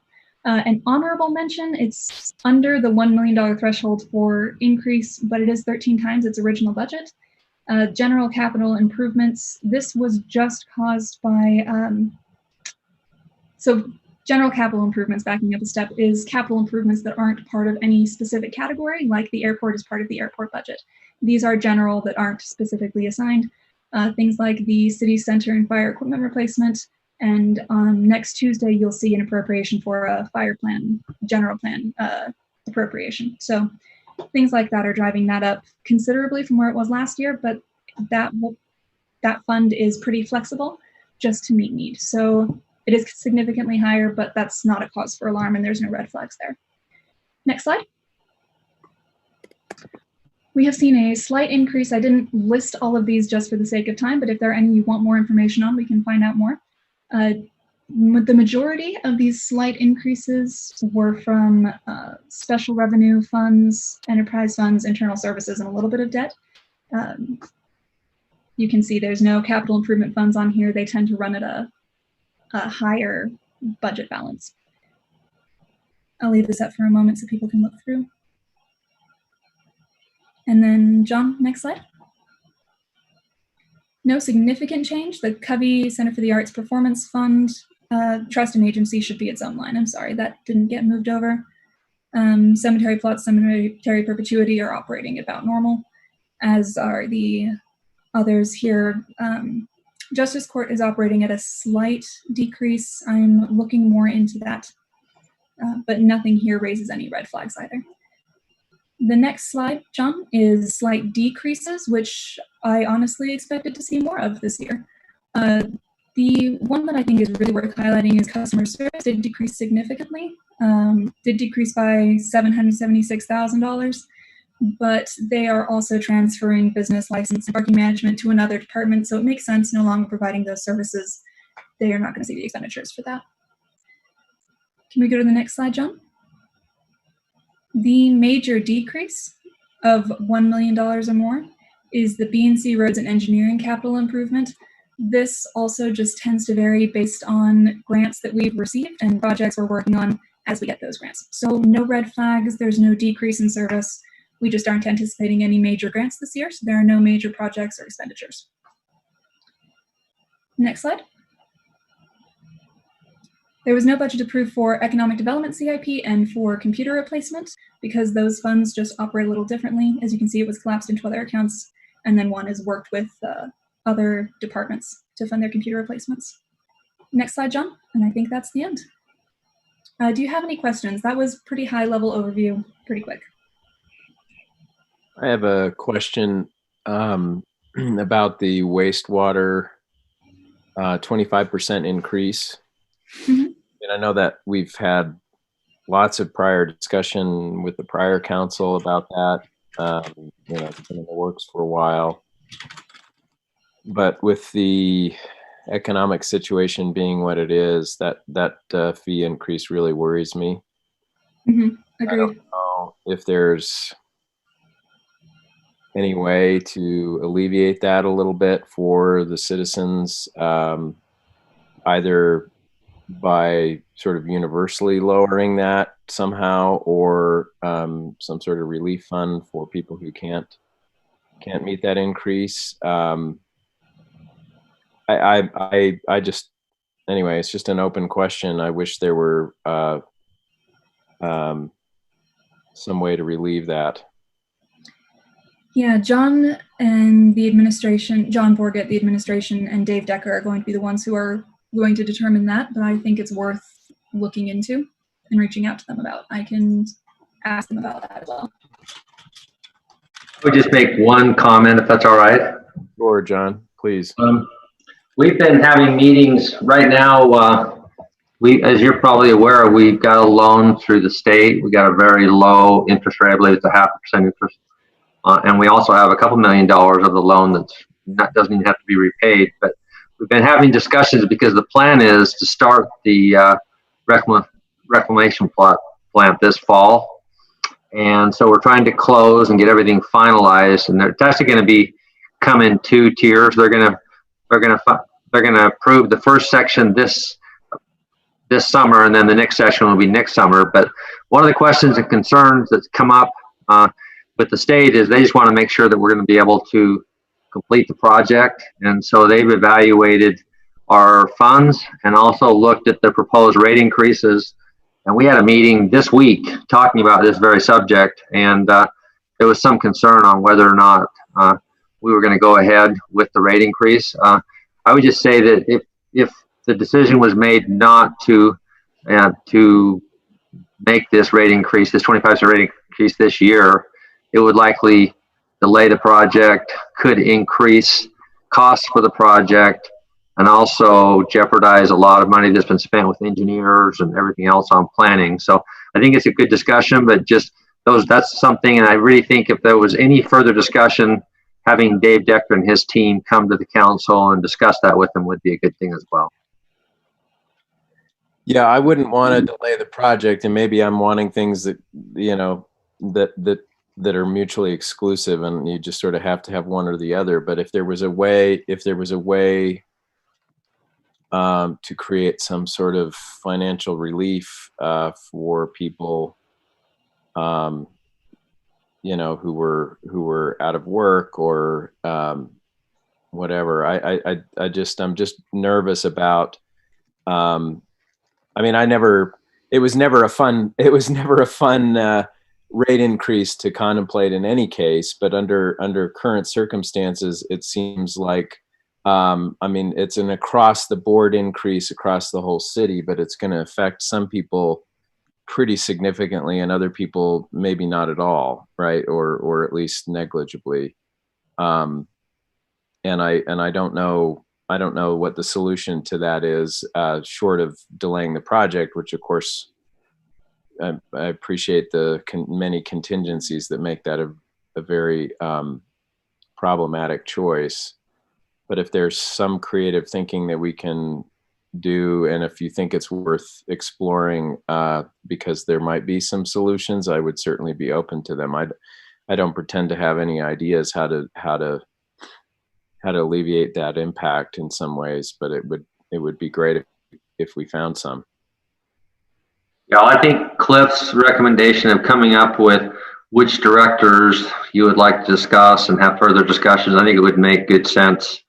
Bring Dave Decker, and he may want to bring a couple of his team in to kind of answer questions and discuss that. I know that we have like the heat program with energy. I know that we've tried to work with businesses and individuals on their utilities right now based on COVID-19, but having that discussion I think would be good. That's exactly what I was thinking. We can invite Dave Decker for part of that 2-hour block that we have for the budget next meeting. Well, and I don't know if this becomes a sort of outside of the box kind of solution that's really not so much an internal solution to the wastewater project itself, but if there's some other solution, you know, that would be something I'd be interested in. Mr. Harding. Thank you, Chair. I think this is a very good question, timely question to be asking.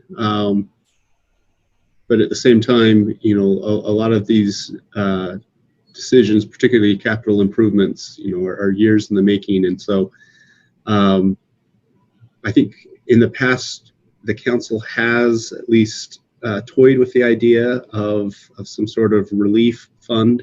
As you've described, I think that's probably a much more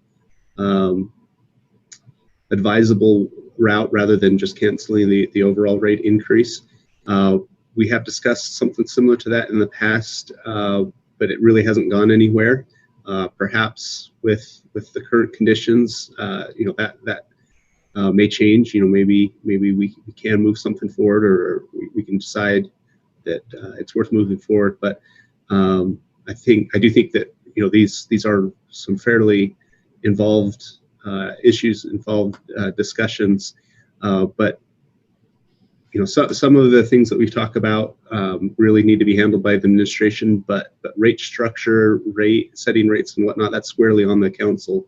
So that is something that you know, that we need to handle.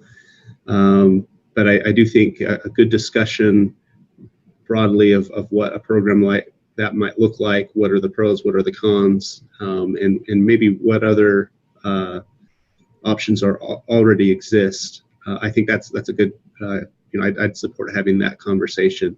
Yeah, so thank you. Mr. Strachan. Seems to me this is something we will want to talk about next week and invite them to come to. I think it's also worth exploring whether or not the current conditions will result in a lowering of our costs, not necessarily the rates, but the cost of a project going forward. But we'll reach out to Mr. Decker and invite him and whoever he needs to come talk to you next week at the council meeting. Okay. Any other questions for Hannah or for other staff?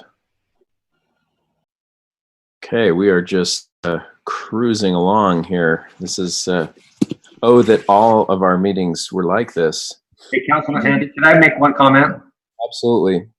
So during our break, I went back and did a little research on the question about transfers that was brought up earlier from the enterprise funds.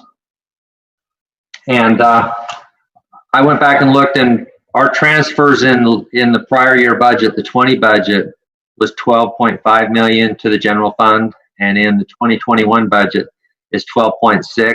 And so it's just, it went up by about 104,000 for enterprise fund transfers. I would just say that's pretty representative of what happened to the enterprise fund revenues. And so the increase in revenues that John Magnus had described, or increase in transfers, were just other transfers between funds that didn't have anything to do with the enterprise fund transfers. Thank you for that clarification. All right, we'll move on now to item number 5, which is a presentation on supplemental requests by various departments, and this will be presented by David Mortensen, our budget officer. Yes, well, thank you. Thank you, Council Chair Hanley. John, do you have my PDF file to put up? 1 second. Okay.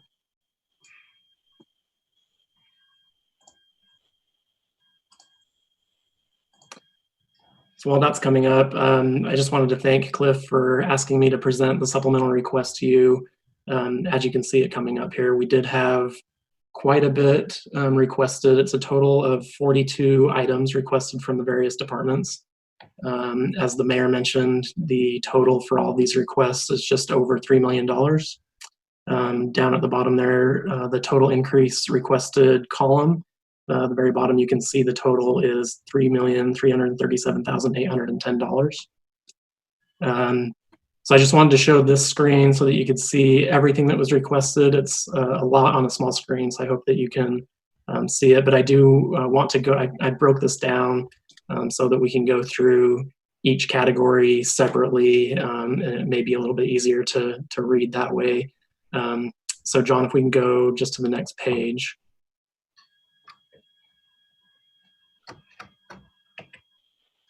There we go. Maybe make that a little bigger. Okay.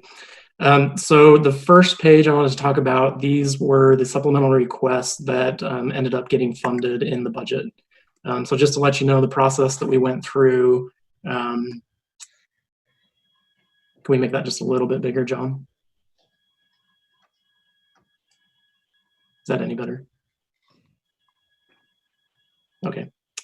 So the process that we went through with all these supplementals, we took these requests by departments over a series of weeks and compiled them, and then we met several meetings with administration, with the mayor and Isaac, Wayne, Dixon, John, and myself to go over each of these in detail. And as the COVID-19 pandemic hit, I think it's no surprise to any of us that it became a difficult discussion to go through the 42 requests, the $3.3 million, and whittle it down to what we felt was doable in the new environment, and something that would still further our progress as a city and take care of some of those critical needs that departments were letting us know they had. So this list here is all of the supplemental requests that ended up being funded in the budget. As you can see there, there's 6 items totaling $491,766. The majority of those are general fund requests. Those total $416,766. The $75,000 request was from the airport, which in turn kind of becomes a general fund thing through the transfer from general fund to the airport. So all of these end up impacting the general fund in one way or another. So I want to go through these, since these are the ones that ended up being funded in the budget, go through them kind of one by one. The first two kind of came in later in the process. So we didn't receive actual supplemental request forms for these two, but they were added in later on as they were identified as critical needs. So the first one has already been mentioned in earlier presentations. This is the addition of one school resource officer that will be partially funded by the Provo School District. So our portion that we're estimating here is $55,766. The next one is for Community and Neighborhood Services. This is related to their long-range planning division. And this is the general plan update that was requested by the council. And I know a question was asked about the $150,000 amount that was included in the budget. The initial request that was sent in from Community and Neighborhood Services did include $200,000. But as we discussed that further with administration and with Gary McGinn, we settled on $150,000, feeling that that would be adequate to take care of that general plan update. The next four, we do have supplemental request forms that were filled out by departments that I have included in my presentation. So John, if you go to the next screen, it will talk about this airport request. So this is what our supplemental request form looks like, just so you're aware. And just going backwards a little bit, the reason that a supplemental request would be requested is if it's an item, as you can see at the top of the form, that's initiating a new program, project, or activity, expanding the scope of an existing program, project, or activity, purchasing new equipment or software, or reinstating a program, project, or activity. So these are intended for new money, not things that have been budgeted on a regular basis in the past, but anything that's new or different. So this first one, what we ask departments to do, obviously they give us their department information, a title of what their request is, and then we ask them to give each request a priority. And the options are critical, necessary, or aspirational. And how they define specifically what's critical, what's necessary, and what's aspirational, we leave up to them. We just want to know in their mind, where does this fall according to their needs and their department. And then we ask for their total amount requested. In this instance, $150,000. Just for your information, when they submitted this request, it included two positions. So the form shows both positions, but in the sheets that I showed you earlier, those have been split out into two separate positions for $75,000 each. So one of these was funded in the budget, the other one was not. So we asked them for a proposal description, give us an idea of what it is that they're asking for, why it's important. And then the next column or the next box is justification or how it relates to the city's vision or plans. So as I mentioned, this specific request is $75,000 for the airport security specialist. And this was an FAA recommendation to the airport that we felt was something that was needed to happen this year. So John, you can go on to the next page and we can talk about the next request.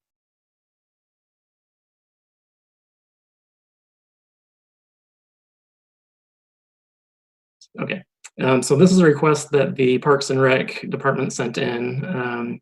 They have been undergoing an audit for ADA compliance, looking for accreditation from the National Parks and Recreation Association.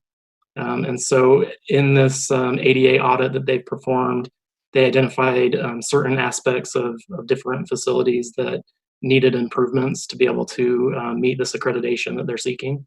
The ask was for $50,000 for this request. As we discussed, as an administration, we wanted to at least partially fund this, but didn't feel like we could give the entire $50,000. So ultimately settled upon $15,000, so that they could at least go through their list and fund some of the most critical ADA deficiencies that they found in their audit.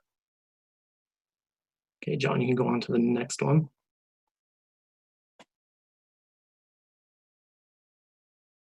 So this is another Parks and Rec supplemental request. This one's specifically for the rec center.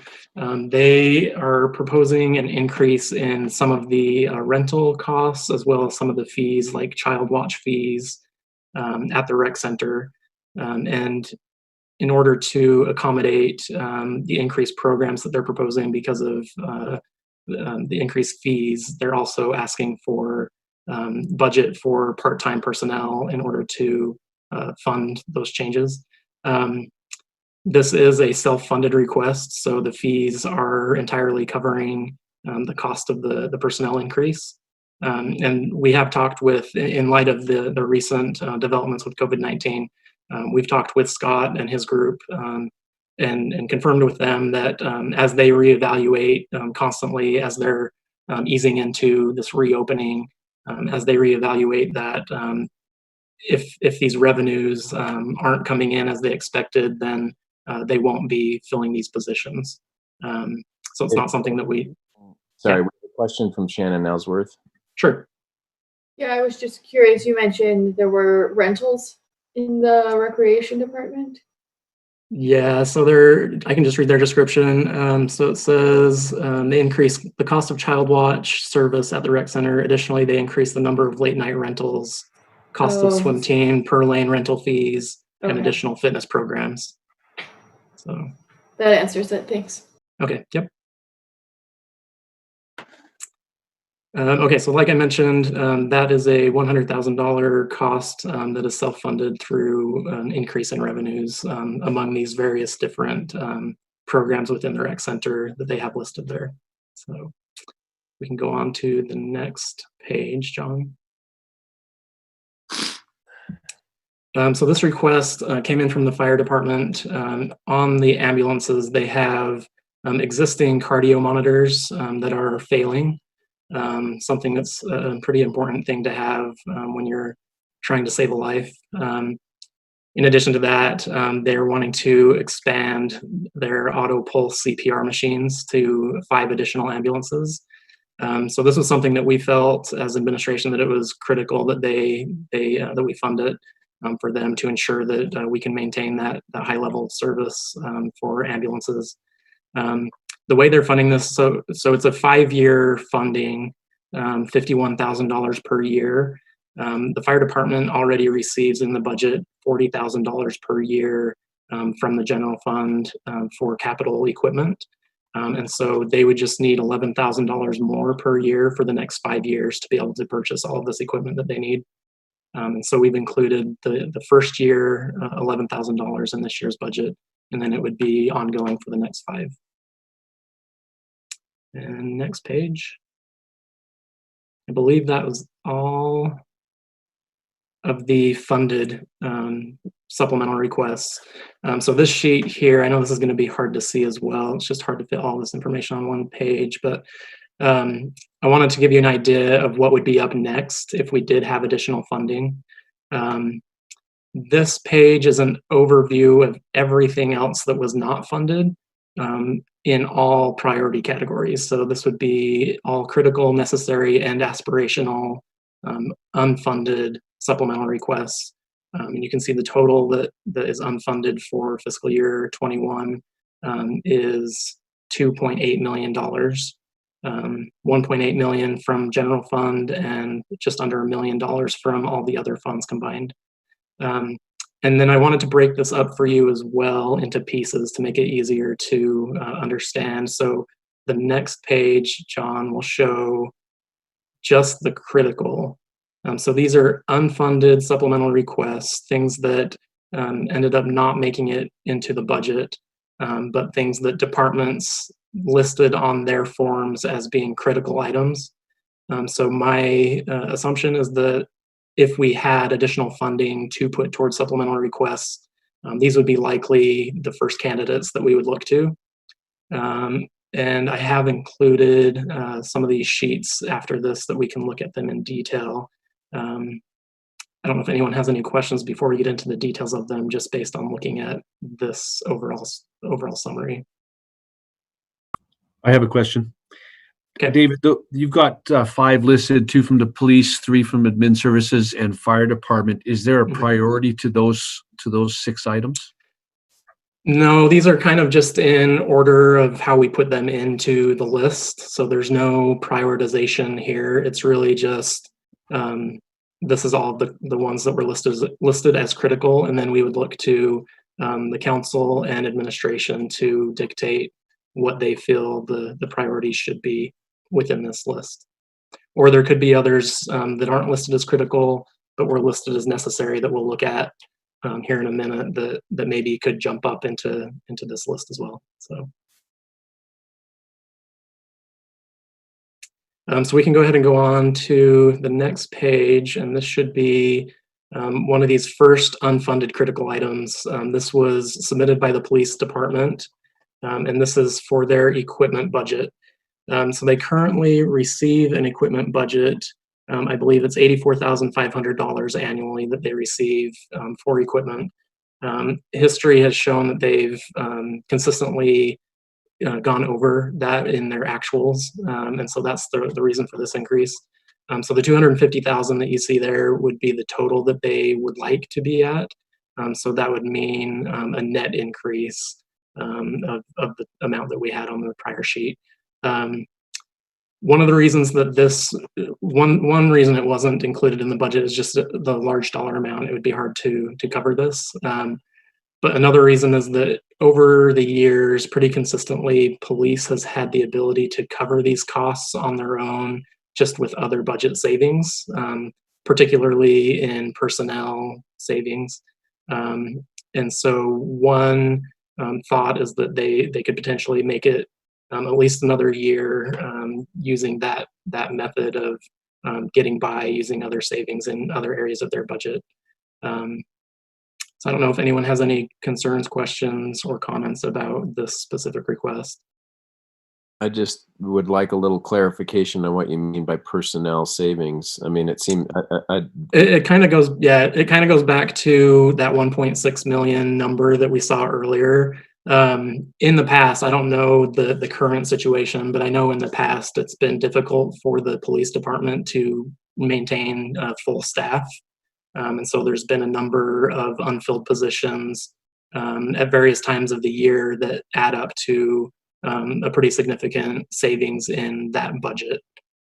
So amounts that we budgeted for them that they ended up not using because they just didn't have the personnel. These weren't saving. I mean, I wouldn't want to hurt them both ways, right? Say, well, you help us save money by not staffing and therefore not meeting your needs. But you're saying this was money that was already allocated, but they just didn't, because of what, turnover or something, that they weren't able. Yep. So that's just one of the reasons. This is definitely one why it's listed critical. I think that would be toward the top of the list if the police department was fully staffed and it didn't look like they were going to have any other savings in their different budget line items. This would be one where if we had funding and the ability to do it, we would want to do an appropriation if needed to add some of this equipment budget. So.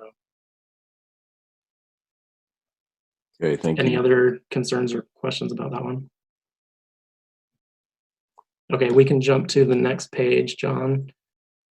So this is also in the police department. It's a similar situation. This one's a little bit more fluid right now just because we have recently updated our cell phone policies. So a lot of these actuals that we're comparing are based on the old cell phone policies and not indicative of how things are going to look going forward. If there's any questions about that, I think John Borgett may be able to shed some more light on what the new cell phone policies effect is going to be on people's budgets. But for when they completed the supplemental requests, I think they're basing their information off of historical data and how it has been. So it's kind of similar with their equipment budget. Historically, their cell phone budget has fallen short, but they've been able to make up for that with budget savings in other areas. So it hasn't been an issue where we've gone over budget in total for the police department because of this, but something that we should definitely keep an eye on to make sure that they're going to be okay throughout the year with this budget.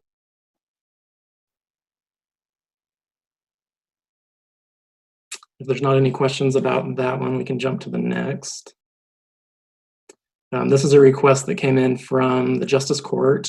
The reason for this, it's a fairly small amount. The reason it wasn't included is we feel like we could probably find some other budget money that's already budgeted in Justice Court to probably cover these costs if needed.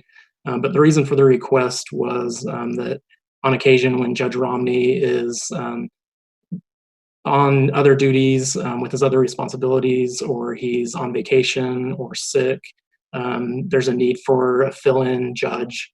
And I guess historically a lot of these judges wouldn't charge, and so it wasn't an issue. But more and more we're finding that there's a charge associated. And so this budget supplemental request was just to fill that gap, to be able to fund that potential.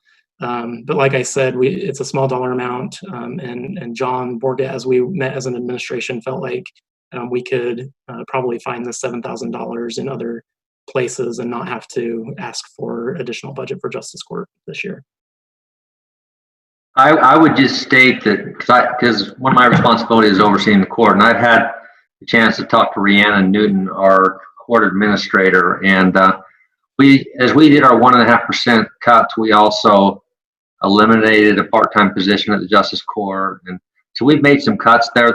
This is a tough one, and there are several tough ones in there, but we hopefully will be able to, or we may just have to work with the other judges. But this is one that we would want to bring back if we could fairly soon, because as Judge Romney, one of his responsibilities is he oversees, or he's in a position, can't remember the name of the title, but in the state where he meets on a regular basis with the other judges and has some leadership meetings and whatnot. And so he's away a little bit more for those.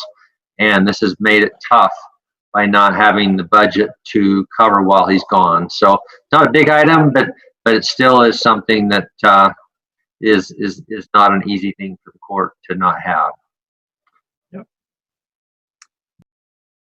Okay, so jumping to the next page, John. So we have a couple from IS requests that came in. This one was the most critical in their mind. Currently, there's certain employees within the city that are utilizing the full Microsoft Office 365 suite, including Word, Excel, PowerPoint, SharePoint, things like that. This supplemental request would enable us to add those licenses to all city employees, so they have access to Office 365. Something that the information systems felt strongly about, but we just couldn't find the money in the budget to be able to include it this year. Any questions or comments about that one? I would just state on that what we have. And I also oversee IS, and as the administration and I have talked about it, our plan is that going forward, when people get a new computer, that one of the requirements is that they get this Microsoft Office 365 package. It's got several benefits. I mean, one big benefit is it's a lot easier for IS to administer. It takes away a lot of the licensure issues with the machine versus a service. And it also, when they take it home, they can utilize email services and all the Microsoft services at home. And so it provides some flexibility. It also helps IS from an administrative standpoint. And so this is a big ticket item, but our thought and feeling is, well, on a minimum, as we deploy new computers, that we start phasing over to that plan. And so that's kind of what our recommendation was for this year. Yeah, and one thing I probably failed to mention on these forms, you probably noticed that there's a box for frequency, whether it's just a one-time cost or a recurring cost. So this one, because they would be ongoing licenses, is a recurring cost that would be an increase every year. So, Mr. Strachan has a question. Yeah. So I remember having some conversations about this issue. it seems if we're doing this on a phase in, it's probably a 3 or 4 year process to phase it all in. Given the current circumstances, and I know the mayor would like everybody back by June 1st, given the circumstances we're in right now, if we were to revert to an orange or even, God forbid, a red phase, is the lack of Microsoft 365 cloud services an impediment to doing business the way we're doing business right now? That was my question as well. Yeah, that would probably be something we would have to coordinate and answer with Josh Eyrig to get a good response to that. But my initial thought is that we're currently able to function using the VPN and Citrix so that most people can access the city's shared drive and use our various software remotely. So I don't know how big of an impact this would have on that. But we could get more information from Josh about that and filter it back to you. I would share though that as IS has been very busy working with getting people's laptops set up and also purchasing laptops for people so that they can work from home and they have that flexibility. There have been quite a few machines where they purchase Office 365 for those. And so I think the number of Office 365 users out in the city has grown significantly over the last few months and even over the last couple of years. But I would also say that IS runs into situations where there'll be somebody that wants a new computer and they'll talk to them about Office 365 and they'll come back and say, well, we can't afford the monthly fee, so therefore we don't want it. We just want the old standard. And so that's one of the reasons that we are working with. As a matter of fact, I've been working with Wayne and Daniel Softly, or Wayne and Josh, excuse me, on a document that we're going to share with the directors that would, in essence, require when computers are purchased that we would go ahead and include Microsoft Office 365. Yeah, I think, and to maybe partially answer the question, Chair Hanley, is I know Office 365 includes Microsoft Teams, which a lot of us that have Office 365 have been utilizing during this time for meetings. It's a little bit more conducive to group work, I think, than Zoom is. And so that's one definite benefit for remote work is the ability to use Microsoft Teams.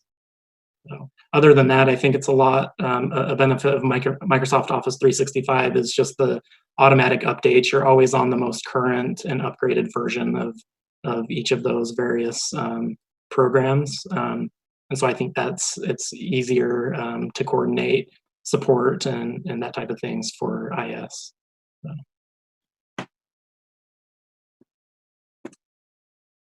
All right, if there's not any more comments about this item, we can jump to the next one. This is another IS item related to the upgrade of the phone system. So the phone system in the city is fairly old, from back in the 90s.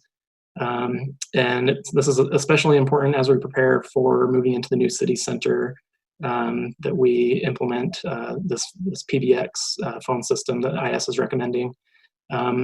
We did talk with Josh about this item specifically and timing, and we feel like it may not be as urgent this year as initially thought, and that likely the need for this is going to be in the fiscal year 22 budget. So that's one of the reasons why we left it out, as well as it just being a fairly large item as well.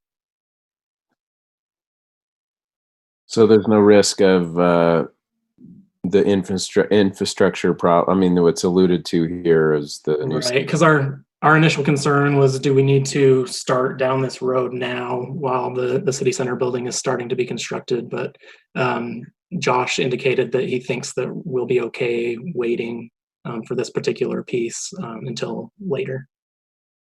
Okay.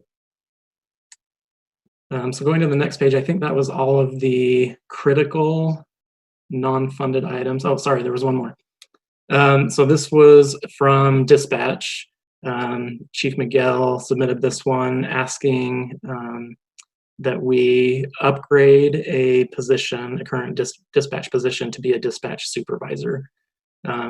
in our review with the administration, just felt like it wasn't as critical compared to some of the other things that ended up making it into the budget. And it wouldn't be a new FTE or anything. This would just be a 10% increase for that person to become a dispatch supervisor.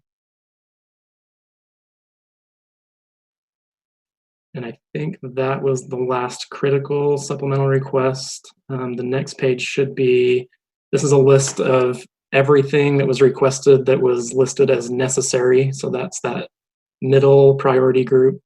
And I'm not going to go through each of these forms independently just for sake of time, but wanted to put it up on the screen so that you could see the type of things that could potentially be added to the budget if enough funding was available, or if council or administration decided that one of these items was more critical than some of the others, they could be put into that priority list of things that could potentially be added later.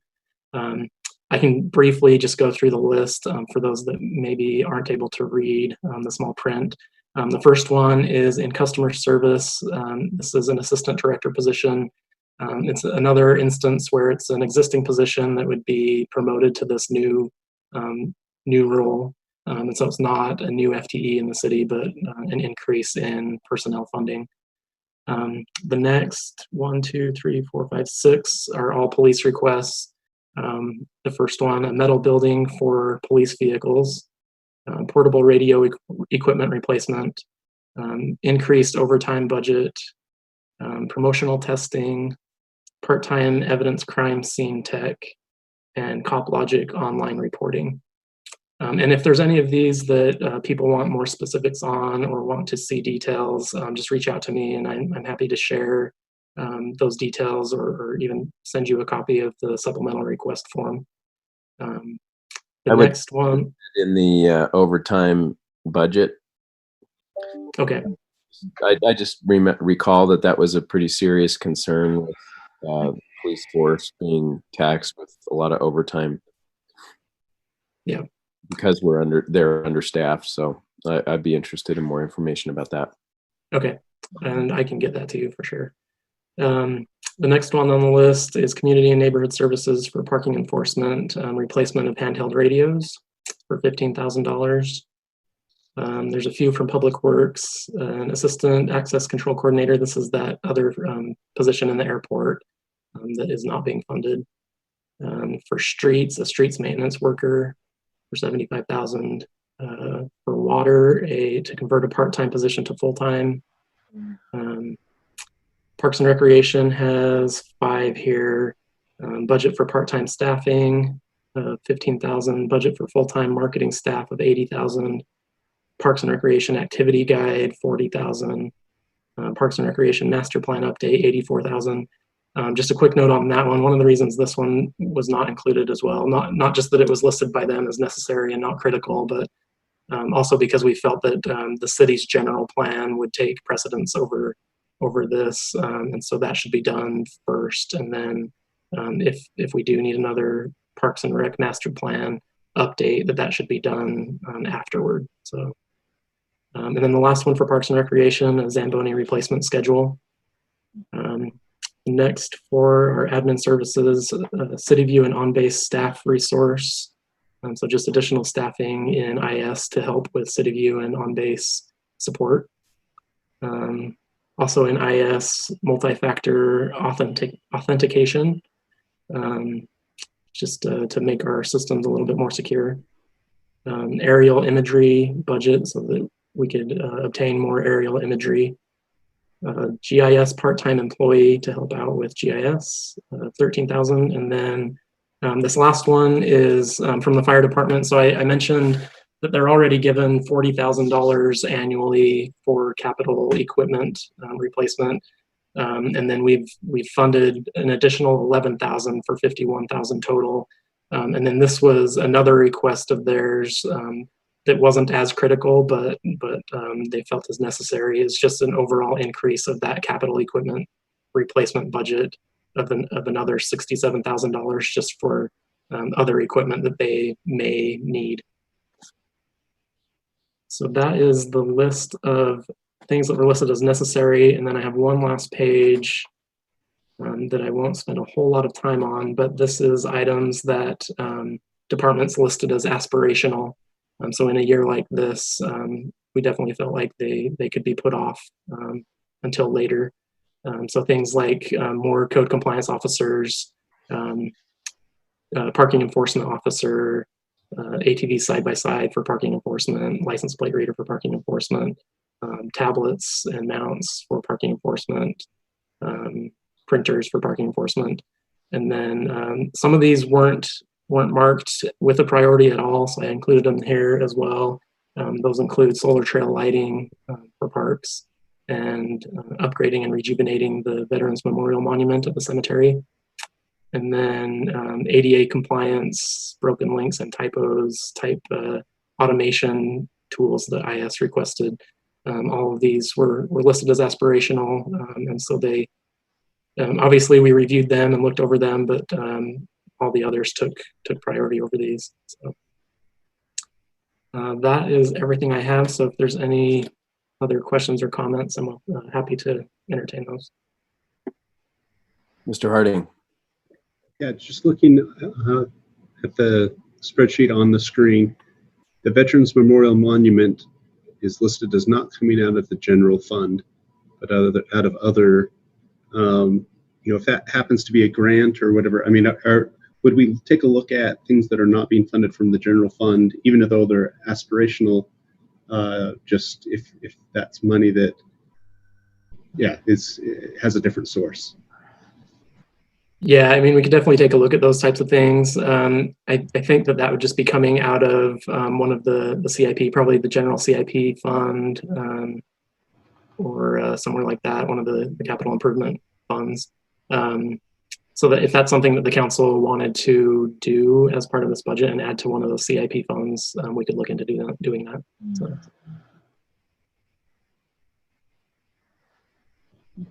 Any other questions for Mr. Mortensen? All right. Well, thank you very much. Okay, thank you for your time. If I might, just a brief notice here. Some of those aspirational requests, like the additional parking enforcement personnel and additional car for them, were for the walking parking, as well as expanding the foothills parking. Just so you know. All right. Okay, well, thank you. We'll move on then to item number 6, a presentation on personnel and the number of full-time equivalent FTE positions the city will be funding for 2020, 2021, and this will be presented by John Magnus. All right, so the first one is the general fund FTEs. These are the FTEs that are funded generally out of the general fund. We went over the ones that had increases and decreases. We're having a total increase of 3.3 across them, coming from different areas, which I'll go through individually. Oops. So information systems, they're losing 1.2 FTEs. They lost them because this is how they met the requirements of the 1.5% budget cut. What does that mean for them? It's going to be a slowdown on the help desk, especially if one of the critical systems or the older systems goes down. They're going to pull people off the help desk. So right now, they're not saying it's going to be a major impact. It's just something to be aware of, that down the road it could be an impact on the day-to-day operations of the help desk. Economic development. They lost 2 positions that were open. They were unfunded or unfilled. So between Keith and David, they're going to pick up the slack. There'll be some delays in output because you have 2 now doing the work of 4. Engineering lost 2. These positions were also unfilled. Shannon Ellsworth has a question. Sure. Just to clarify, these aren't positions where the city laid someone off. These are positions where either they moved to a different department or they left the city and they're going unfilled. Right? They were open and unfilled at the time they were cut. Yes. All right. So engineering lost 2 engineers. They were unfilled at the time, but they were in the process of filling them. They stopped that. One of the engineers was a traffic engineer, and the other was a general engineer. The effect will be that some of the work will be slowed down, and that other departments rely on them. Parks and Rec is a little different. They did RIF 1 person due to decreased demand in youth sports. They added 4.1 FTEs, but these positions will be paid for by fee increases, and they'll be added as needed. So if the demand goes up for more childcare, they'll start adding part-time people at that point, and not until such a time will these positions be filled, and they're offset from fee increases.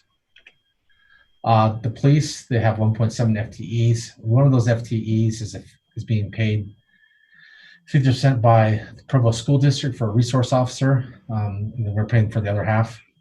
The 0.7 FTE is just movement between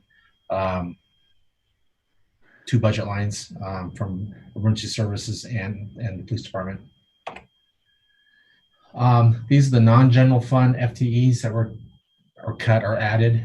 We lost a total of 11.6 FTEs across. The biggest came out of customer service. Energy department cut 3.3 FTEs. These positions had not been filled for a few years.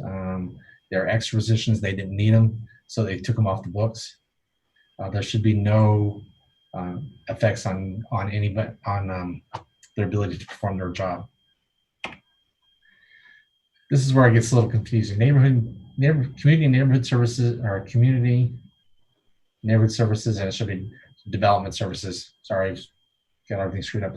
So what happened with last year, parking enforcement and business license got moved in community and neighborhood services from customer service. And then from community and neighborhood services, 3 positions got moved into development services. And then community and neighborhood services are moving, 1 position's being moved into CDBG, and they have another position being paid for by CDBG. So with all that moving around and stuff, community neighborhood services actually went up 0.8, development services went up 3, CDBG fund position went up 1, and customer service went down 12.6. Looking at customer services, with all the transfers and stuff, they still had some part-time positions that weren't filled, that were redundant, so they got rid of those. And they had some that they were going to possibly fill, but they're going to make some shift schedules to meet citizen demand.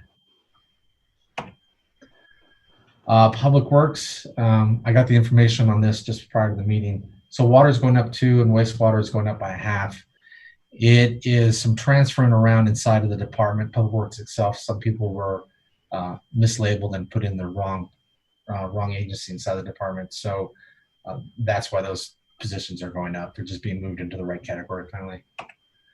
Airports going up by 1, that FTE that was from the recommendation of the FAA for security purposes. So what we have, total general fund and non-general fund. Fiscal year 20, we had 904.6 people. Fiscal year 2021, we have 895.9. It's 8.7 FTE reduction, or almost a 1% reduction in our workforce. Any questions? Any questions for Mr. Magnus or for staff? We're trying to recall Chief Ferguson's presentation. As I recall, I mean, well, and what we've seen today, right? The only position that we're adding there for the police force is the joint position with the school district for a school officer. Is that right? Correct. Does that still keep us pretty far behind in terms of staffing? That I do not know. I haven't, did not get a call back from Chief Ferguson. But I was able to find out what the FTE was in the document, so I didn't follow back through. But I can find out what our staffing is. comparable. You talk about the 1 for 1,000 residents. Yeah, I'm sort of assuming that the reason we didn't see a request for anything more is because of the economic situation. Otherwise, we probably would have seen more. Because as I recall, the same meeting where he made his proposal the first time, I think he was asking for more FTEs. I think he was asking for 3. I can speak to this a little bit if you want me to. Do you want me just to take a minute? Please. Okay. So he's still just over the moon that we were able to give him 7 last year. And his ask for 3 this year is due to he keeps looking at the study that was done. But I meet with him almost every day, and he states all the time how thrilled he is that they're even to the point they are right now. And even with the numbers he has right now is such a huge improvement. And to keep them staffed is tricky because something comes up or one takes another job and then he has to go through put him through the school again and all those issues. So I told him about this budget and called him in and talked to him about it. And he says, if anyone has questions or concerns, let them know. I am good where we're at. And his biggest concern was just staffing that 50% of the officer at the schools, because that gives him another officer, because school is not in every single day and it gets out at 3 o'clock or 3:30. So it is a plus if you think about it that way. It gives him an officer for the weekends, for events, for the summers. So I think we're in a good place when it comes to the FTEs for the police officers. He said, if he presented, and I just as a reminder, a lot of the directors presented before the pandemic, and they've said to me multiple times that their presentation would have been different now that the pandemic has hit, had they presented after. So just a little bit of information on that. That's very helpful. Thank you. I'm as long as you guys he's happy and you're continuing that conversation, I'm certainly open to helping to find ways to support them more. But under the circumstances, maybe this is the best. Any other questions? Chair Hanley, can I make a comment? Please. One thing that's important to note is that for the last couple of years, business licensing and parking enforcement has been at customer service. And when we moved it over to there, what we did is the general fund made a transfer to customer service to pay for those. And then when we brought it back as part of the general fund in community and neighborhood services, we just stopped making that transfer to customer service. So even though the positions increased in the general fund, the actual cost to the general fund didn't, because we had been transferring the money to cover those positions in customer service. Thank you. Ms. Ellsworth. Yeah, I'm curious if John or the mayor has any insight on where we do not ever want to get behind. Is it in FTEs? Is it in roads and infrastructure? If we get behind on roads, then they just deteriorate so much quicker. And is there some place that you're most concerned about here that we just would never want to get behind on? I mean, police and public safety is so critical. I already feel like we're behind, right? According to that study that the police chief has. But what are your thoughts? And that's a great question, Shannon, because whoever you talk to is probably going to give you a different answer. Each director will say that their needs are the most critical. So it's a unique question to think about. Infrastructure is huge, and that is really what pushes everything along. So John, what would you say? Or Wayne? Wayne might have some great insight on this one as well. They've been here a lot longer than me. I'm happy to give Wayne an opportunity to respond. I've been talking a lot, but Wayne, do you want to respond or do you want me to? I'm happy either way.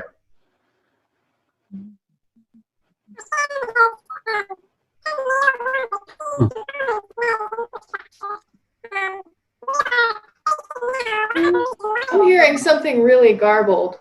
Sounds like a chipmunk. It sounds like a chipmunk. Wayne's audio is on helium, I think.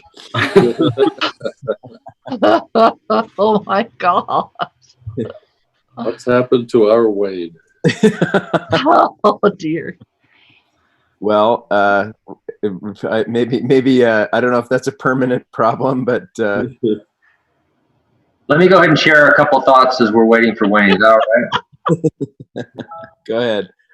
The first thing I would say, well, we don't want to get behind on is employees. And I think we're lucky that we have such a good mayor that felt like it was really important that we look at the employees and we invest in them and we try to put ourselves in a position where we can keep them through these difficult times and move us into the future. The second thing, of course, is taking care of our assets. I think the funding for vehicle replacement was huge because vehicles is one of those things where if you don't replace, then you have inconsistency, unreliability, and often pay more in costs to repair.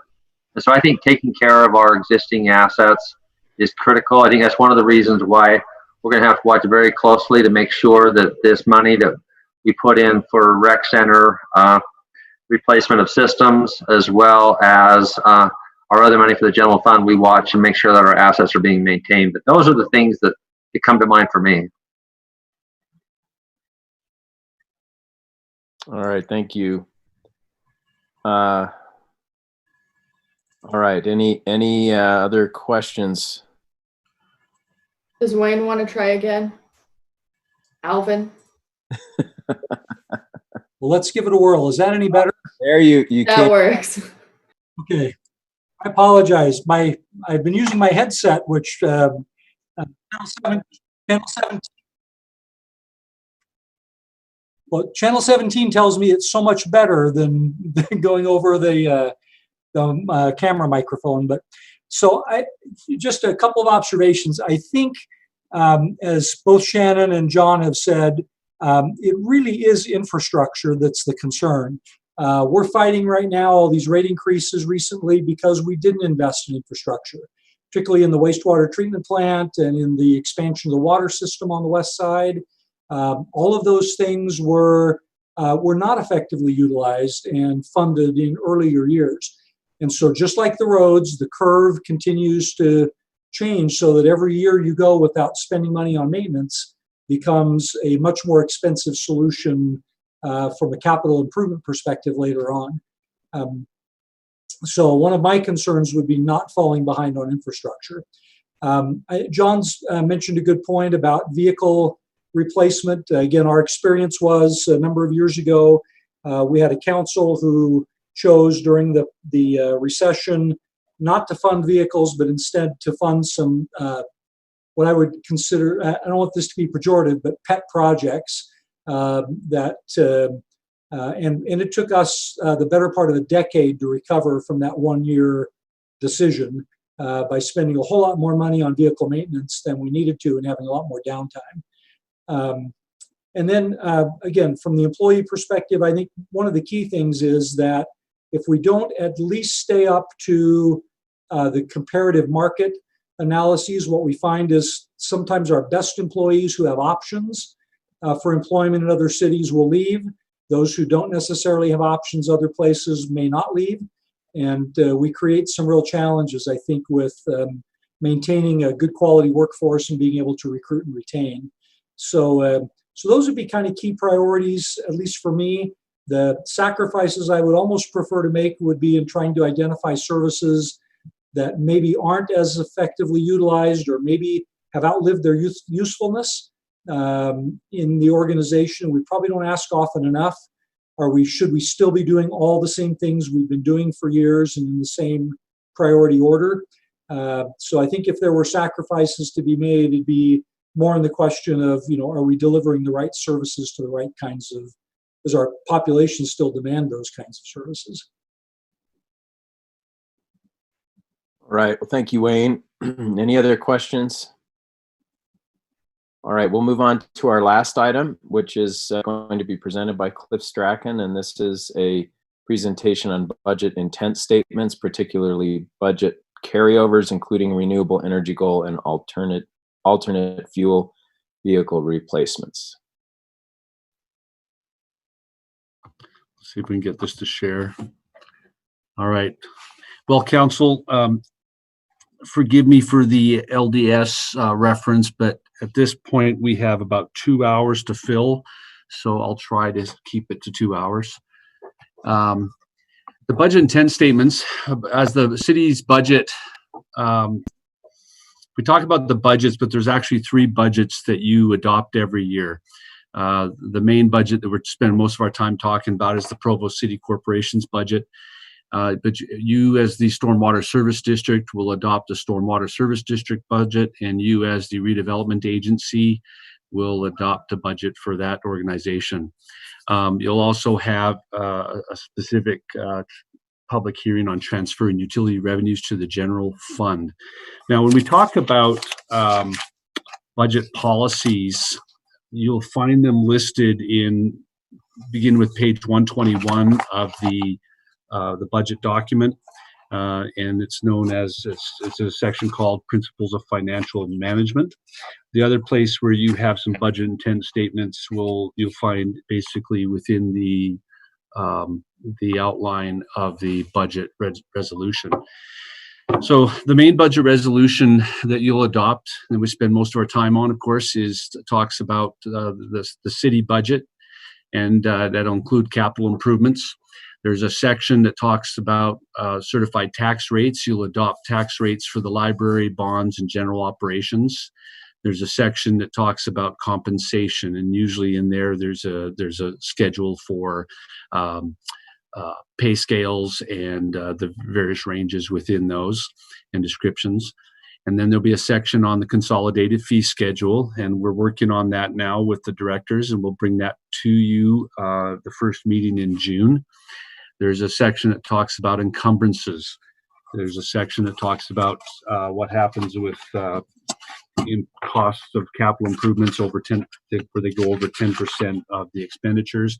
There's a section about capital expenditures. There's a section about increasing the budget authority. And there's a section about transferring excess fund balances for those agencies that you see listed on the screen. And then there's a section about carryover of general fund savings. And the one that we have now specifically says 50% of general fund departments carryover can be used for employee recognition and innovation.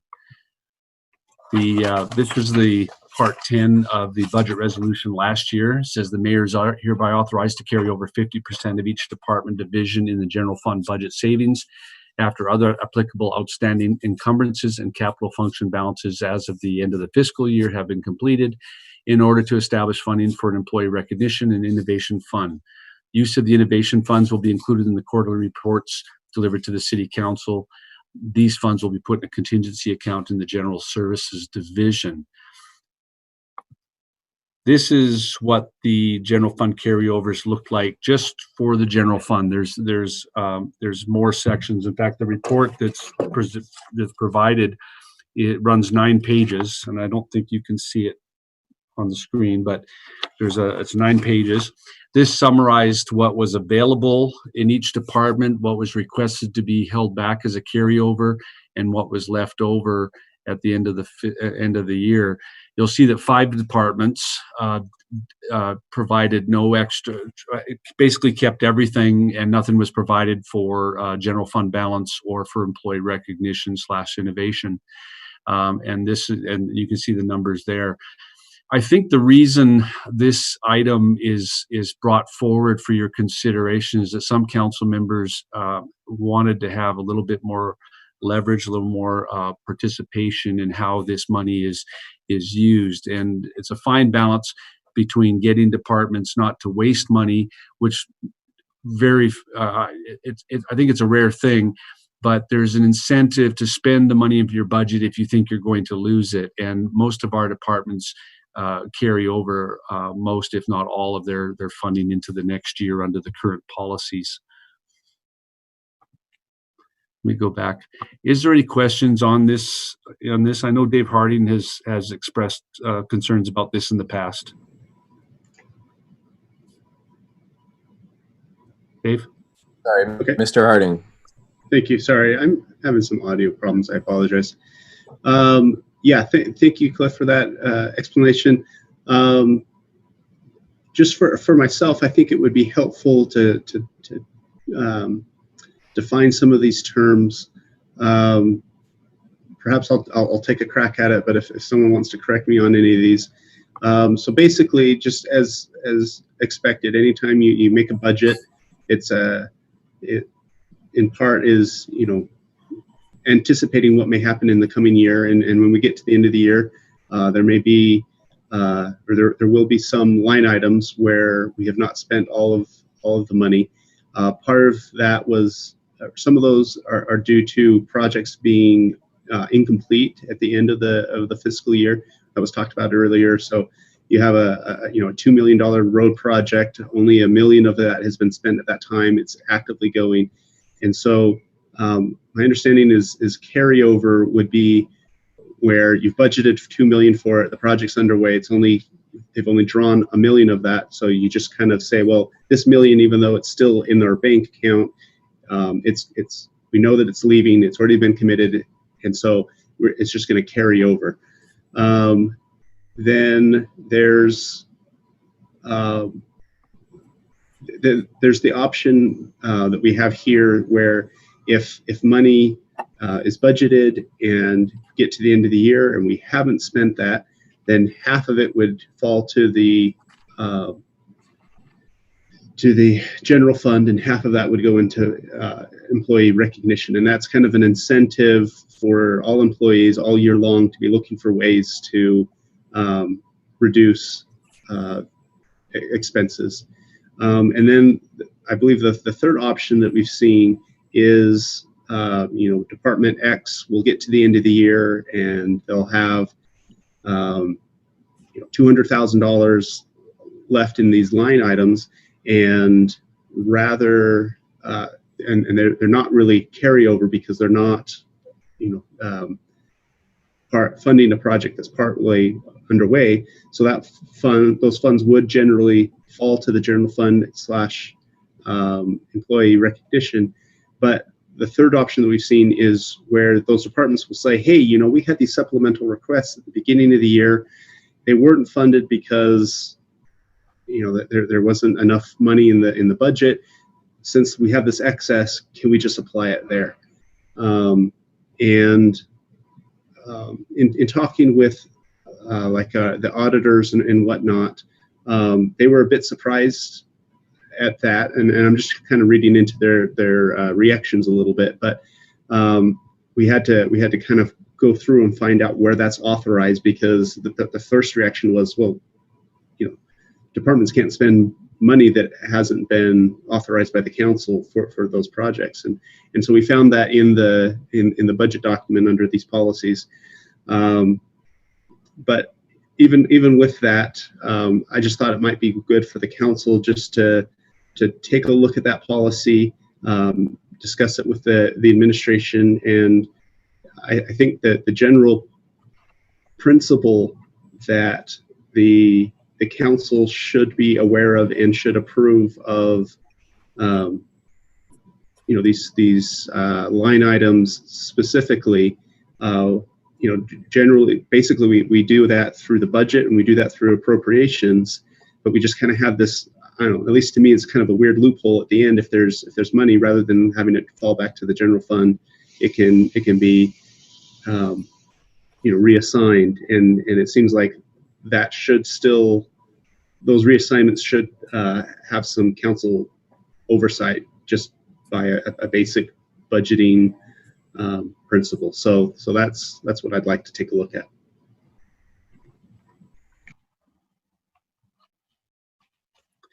Thank you, Mr. Harding. Any other comments or questions?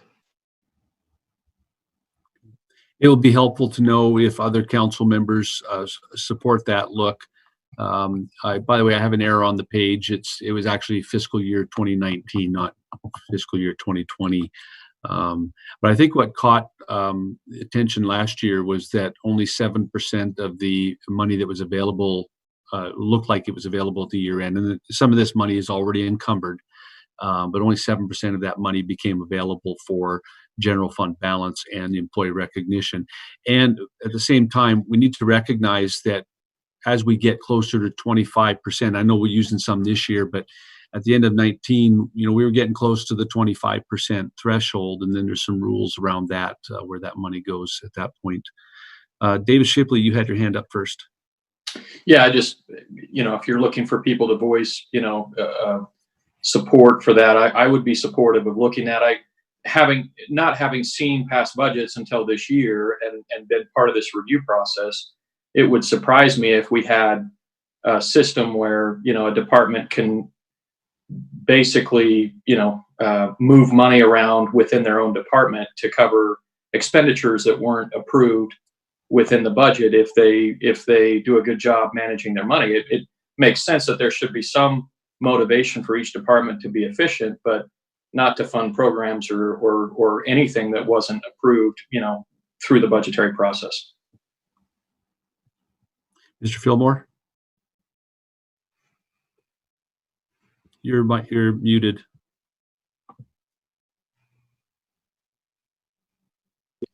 Okay, I'm just going to second what Dave Hardy and Dave Shipley have said. I'd support, particularly in this year. I think that's worth taking a look at. Okay, and it looks like Mr. Parker has a response or comment.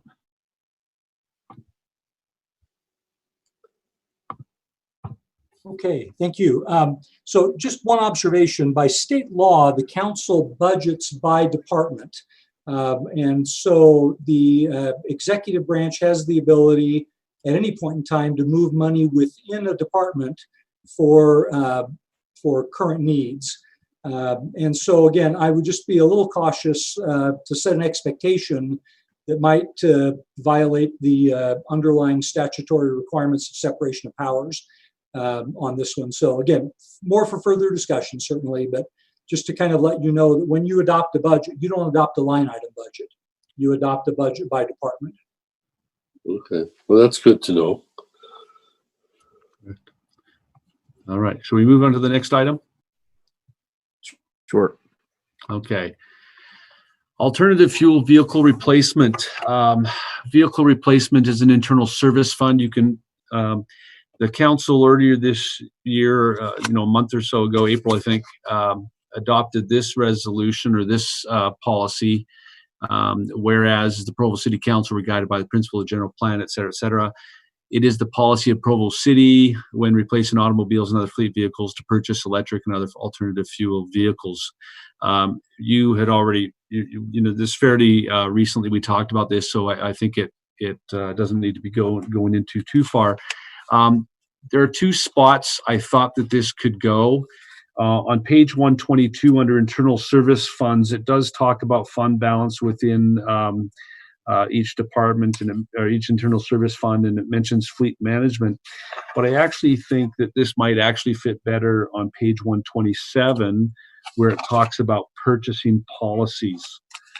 And in that situation, or procurement, top of page 127, it talks about procurement authorizes contracts, the city obtains supplies, the city does this, that, and the other thing.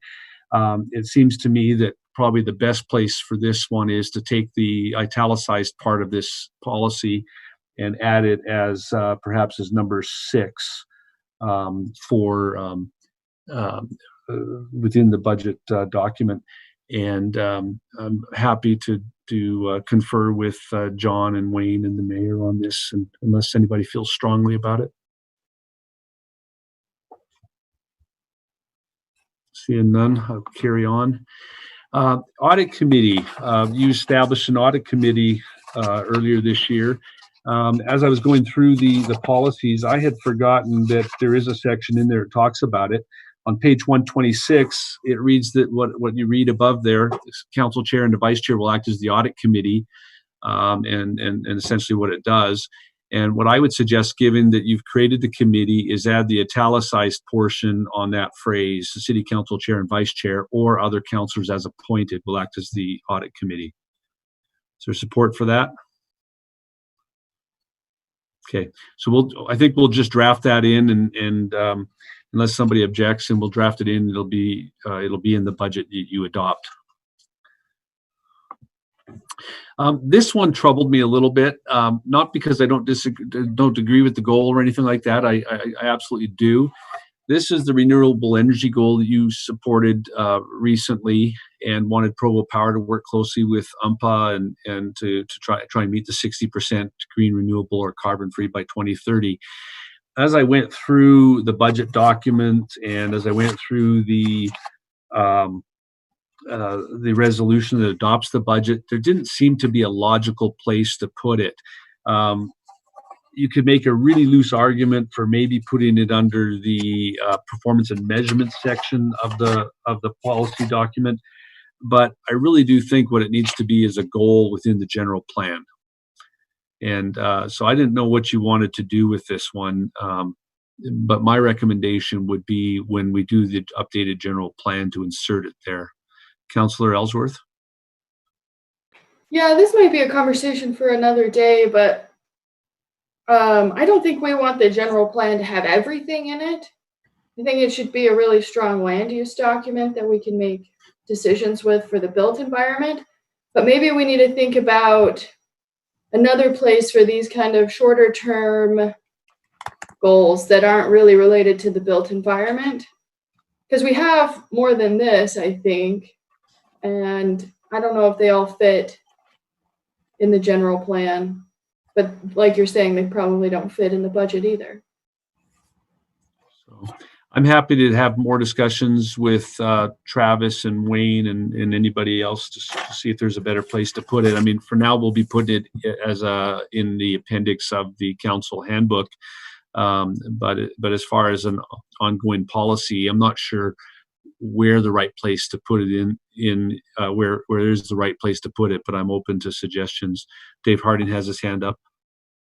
I was just going to second that. I think it's a little awkward in the budget, and I would support having a discussion on where kind of mid and long term city goals and policies should be housed. Yeah, Cliff, I just maybe add one thought to that. We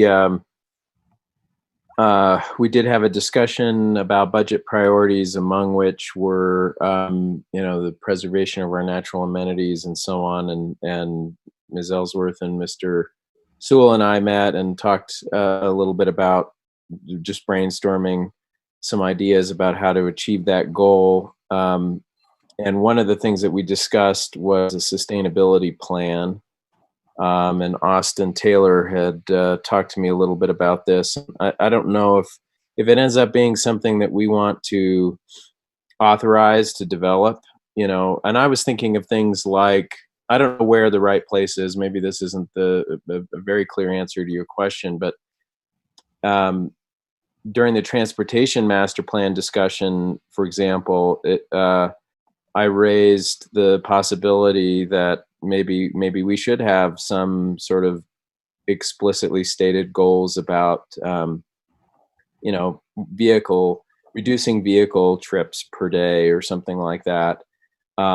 If we had a sustainability plan, could it be an appendix to the general plan that is adopted by the city council? It doesn't have to be very long, but if it has a handful of very clearly stated goals about things like vehicle miles or vehicle trips or energy goals, things of that sort, it seems like that might be one place where it could go.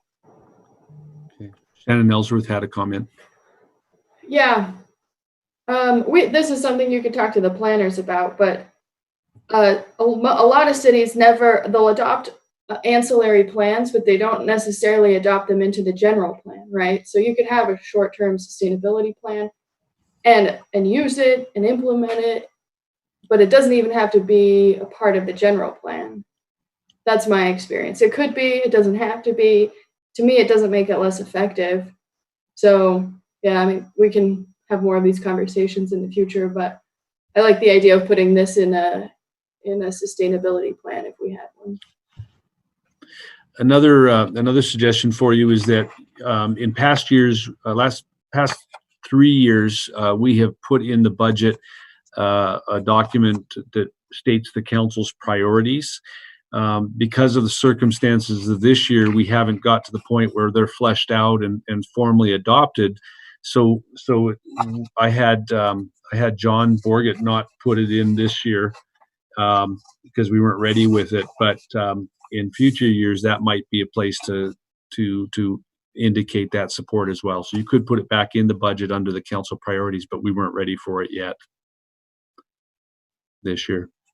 One thing we haven't done is if you look at the implementation report that we took from John Magnus's report earlier this year on general plan implementation, there is a section in there that talks about why some goals haven't made progress or whatever, and part of it had to do with lacking means or staffing or whatever. In the future, I would recommend that we start looking at that and make sure that the departments have the tools they need. I think given the current circumstances right now, we don't have the funds to address it. But that is something I think we should be looking at in the future is with our general plan is, where are we lacking, that what are we not funding that is holding us back from accomplishing our general plan. So I think that was everything that I have for this part of the presentation. I was just joking about staying till 5. Well, that's a relief. For me too. Any questions for Cliff?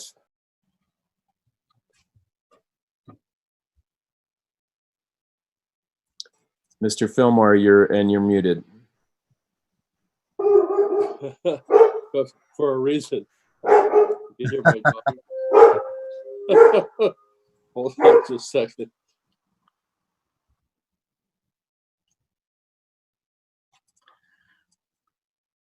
Our dog got lit up by the FedEx guy. All right. I just want to make a general comment. I'm very impressed. My first run through on a city budget for me. I'm very impressed by the effort to the mayor and the mayor's office and all the department directors. It looks to me like we have maybe a handful of minor things to play around with, but by and large, I'm extremely supportive of what Mayor Kafusi and her people have done. It looks like a very sound budget to me, particularly given all the uncertainties we're facing in the next few months. Agreed. I agree with Mr. Fillmore. I think this has been very helpful. And this isn't my first run through, but I think it's with each passing year, maybe my learning curve isn't quite as steep as it was, but I feel like there's a lot more clarity and understanding that's being offered, and especially important under these circumstances. Ms. Ellsworth. Yeah, I'm just curious what our next steps are. What do you need from us, Cliff? Or what does John or the mayor need from us? How should we spend our time? I'll give the mayor or Wayne or John an opportunity on this one as well. But I think from my perspective, as we're getting ready to put the work session together for next week, is some clarity as to what our council members want to hear about when we meet again next week in order to advance this. What are the issues that you want further research on? What are the decisions that you want to have some discussion on, so that you as a council can choose? In terms of the calendar, today was the budget retreat. Next week we have a regular council meeting and a work session. We're planning on at least 2 hours for budget discussions if you want them. We have a week off at that point. Before that, let's go back to next week. Next week you will tentatively adopt the tentative budget. It's a weird phrase, but that's what you do. Then we are planning a week off, and then June 2nd, you would have the first, it's early this year, but you'd have June 2nd, you'd have the first public hearing on the budget or the budgets. And on the 16th, you'd have the second. We do have to have them adopted by June 30th, unless you're doing a truth in taxation hearing. because you're going to raise property taxes. And so far that hasn't been proposed. So we're not planning on it unless you initiate it. Mr. Shipley. Yeah, just real quick, and maybe I missed it in part of the presentation, but I didn't see anything about the soccer sports park. Is that just on hold for the year? Maybe that's a Wayne question. Or Mayor. I can speak to it as well. I wouldn't say it's on hold because there's just a lot of moving parts. We're actually waiting for the county commissioners to decide to give us their chunk, and we've already pretty much landed it. I hate to say that, but we're getting closer, and as soon as we get the other players to put their money in, we'll move forward with that. It's with Scott Henderson, it never goes quiet. He's constantly pushing it. So it's still on the table. We're working towards it. There's just a couple moving pieces we've got to get in place before we probably come out with the big announcement and really go forward. Again, with the recession, I wouldn't say it the recession, with the pandemic, everyone's kind of slowed down and gotten a little nervous and pulled back. And so that impacts all of us. It's like the domino effect. We were on this great trajectory with this big regional sports park, and now with this, everything's just kind of hit a wall for now, but we'll keep pushing at it. Does it require, so if the county, when that announcement is made, I guess my question is, does it require any kind of budgeting for 2021 to help it move along? I'm not sure. That's a good question. Wayne might be able to answer that, but and Scott would definitely be able to answer it. Wayne, do you know anything about that piece?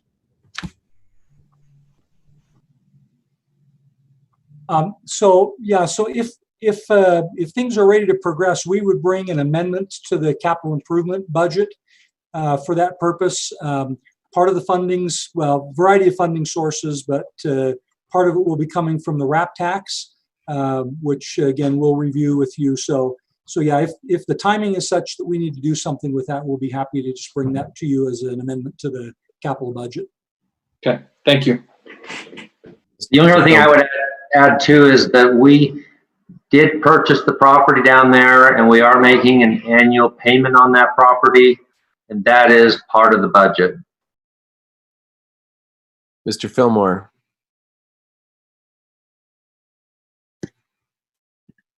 You're muted, Mr. Fillmore.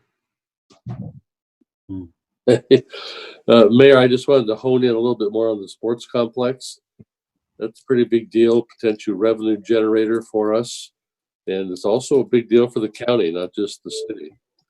And so I'm curious, there may be things you can't share with us, but is the project basically, I take it since we have the land acquired, I guess the issue is the improvements issue and getting budget for that. Does the holdup boil down to the county alone, or are there a lot of other moving parts?